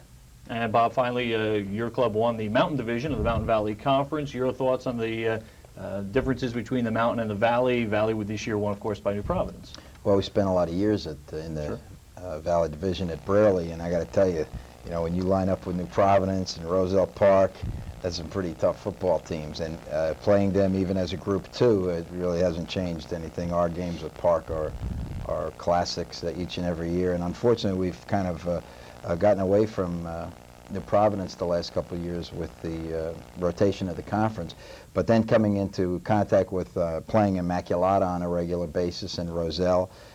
There's different talents and different styles, as Ray points out, but the good teams are the ones that are, usually run by the consistent coaching staffs, the guys who've been there a long time and have a well-developed program.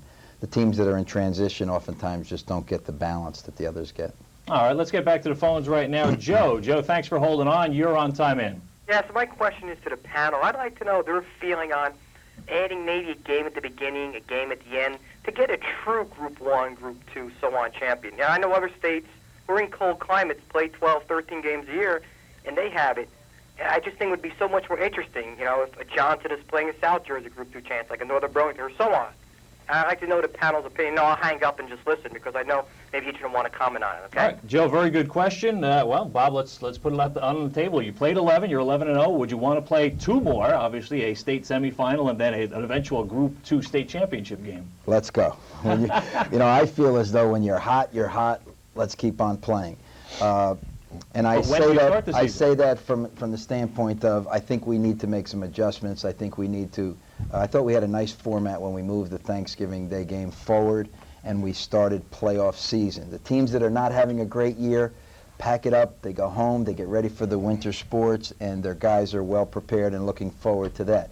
The teams that are playing well have the opportunity to go on and compete with the the championship caliber teams, and I think that's the way it should be. I'd like to move the season forward in order to do that, and I think we can come down to a further championship level. I get a lot of heat from my son now who's in college because the schools all over the country, in their states, that's what they do. However, interestingly enough, I know Rich was talking about the New Jersey Football Coaches Association. I think the survey that was just taken shows that the coaches are in favor of allowing more teams in. and getting more athletes the opportunity to participate in the championship caliber play. And that's more in keeping with what goes on in the other sports, and in all reality, that's fair as well.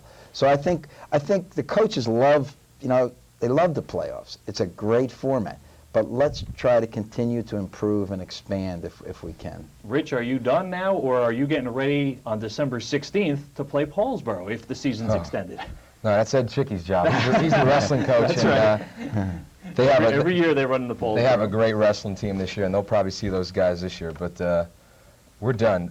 I agree with Bob. You'd have to start a little bit earlier, another 3 weeks earlier. But another 2 games I don't think would hurt us. And like again, what Bob said, when you're on a roll, you're on a roll, and maybe we can do something that the colleges need to do, find an eventual champion or something like that. Ray, last year you went the extra week because of the expanded field. Did that just lengthen the season too much, or would you like to see the playoffs go further?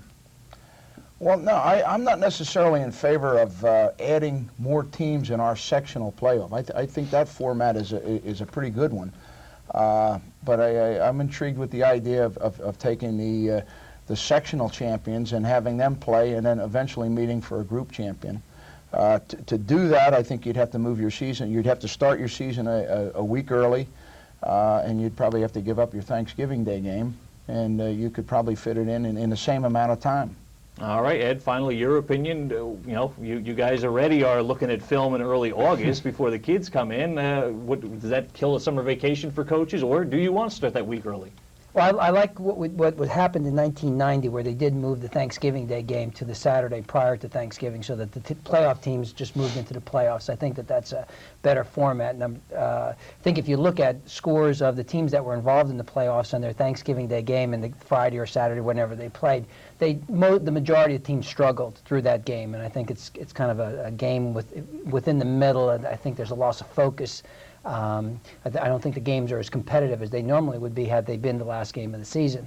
I think if you're looking at the schedules as they exist, you'd probably have to open up September 1st. It would be the reality of trying to go through to get a final group championship. Like Ray said, it's intriguing. I think you'd have to really look hard, because I think our athletes would have to be in training camp by the second week of August. All right, so lots of different opinions and a very controversial, or at least a very much talked about topic. Let's go to Steve right now. Steve, you also have a question for Coach Levita.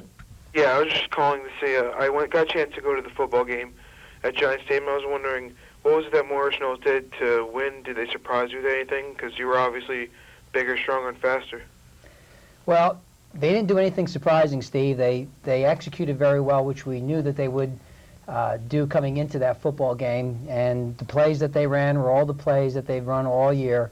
They executed much better than we did. They controlled the line of scrimmage. They didn't turn over the football at all. They had but one penalty in the entire game. When you look at all those ingredients, that's the ingredient of winning a football game. We did not execute as well. We did not control the line of scrimmage. We had a lot of procedure penalties, so it left us short on the scoring edge. All right, Steve, I hope they answers your question about the Mounties and their game against Morris Knowles. We're going to take a short break right now.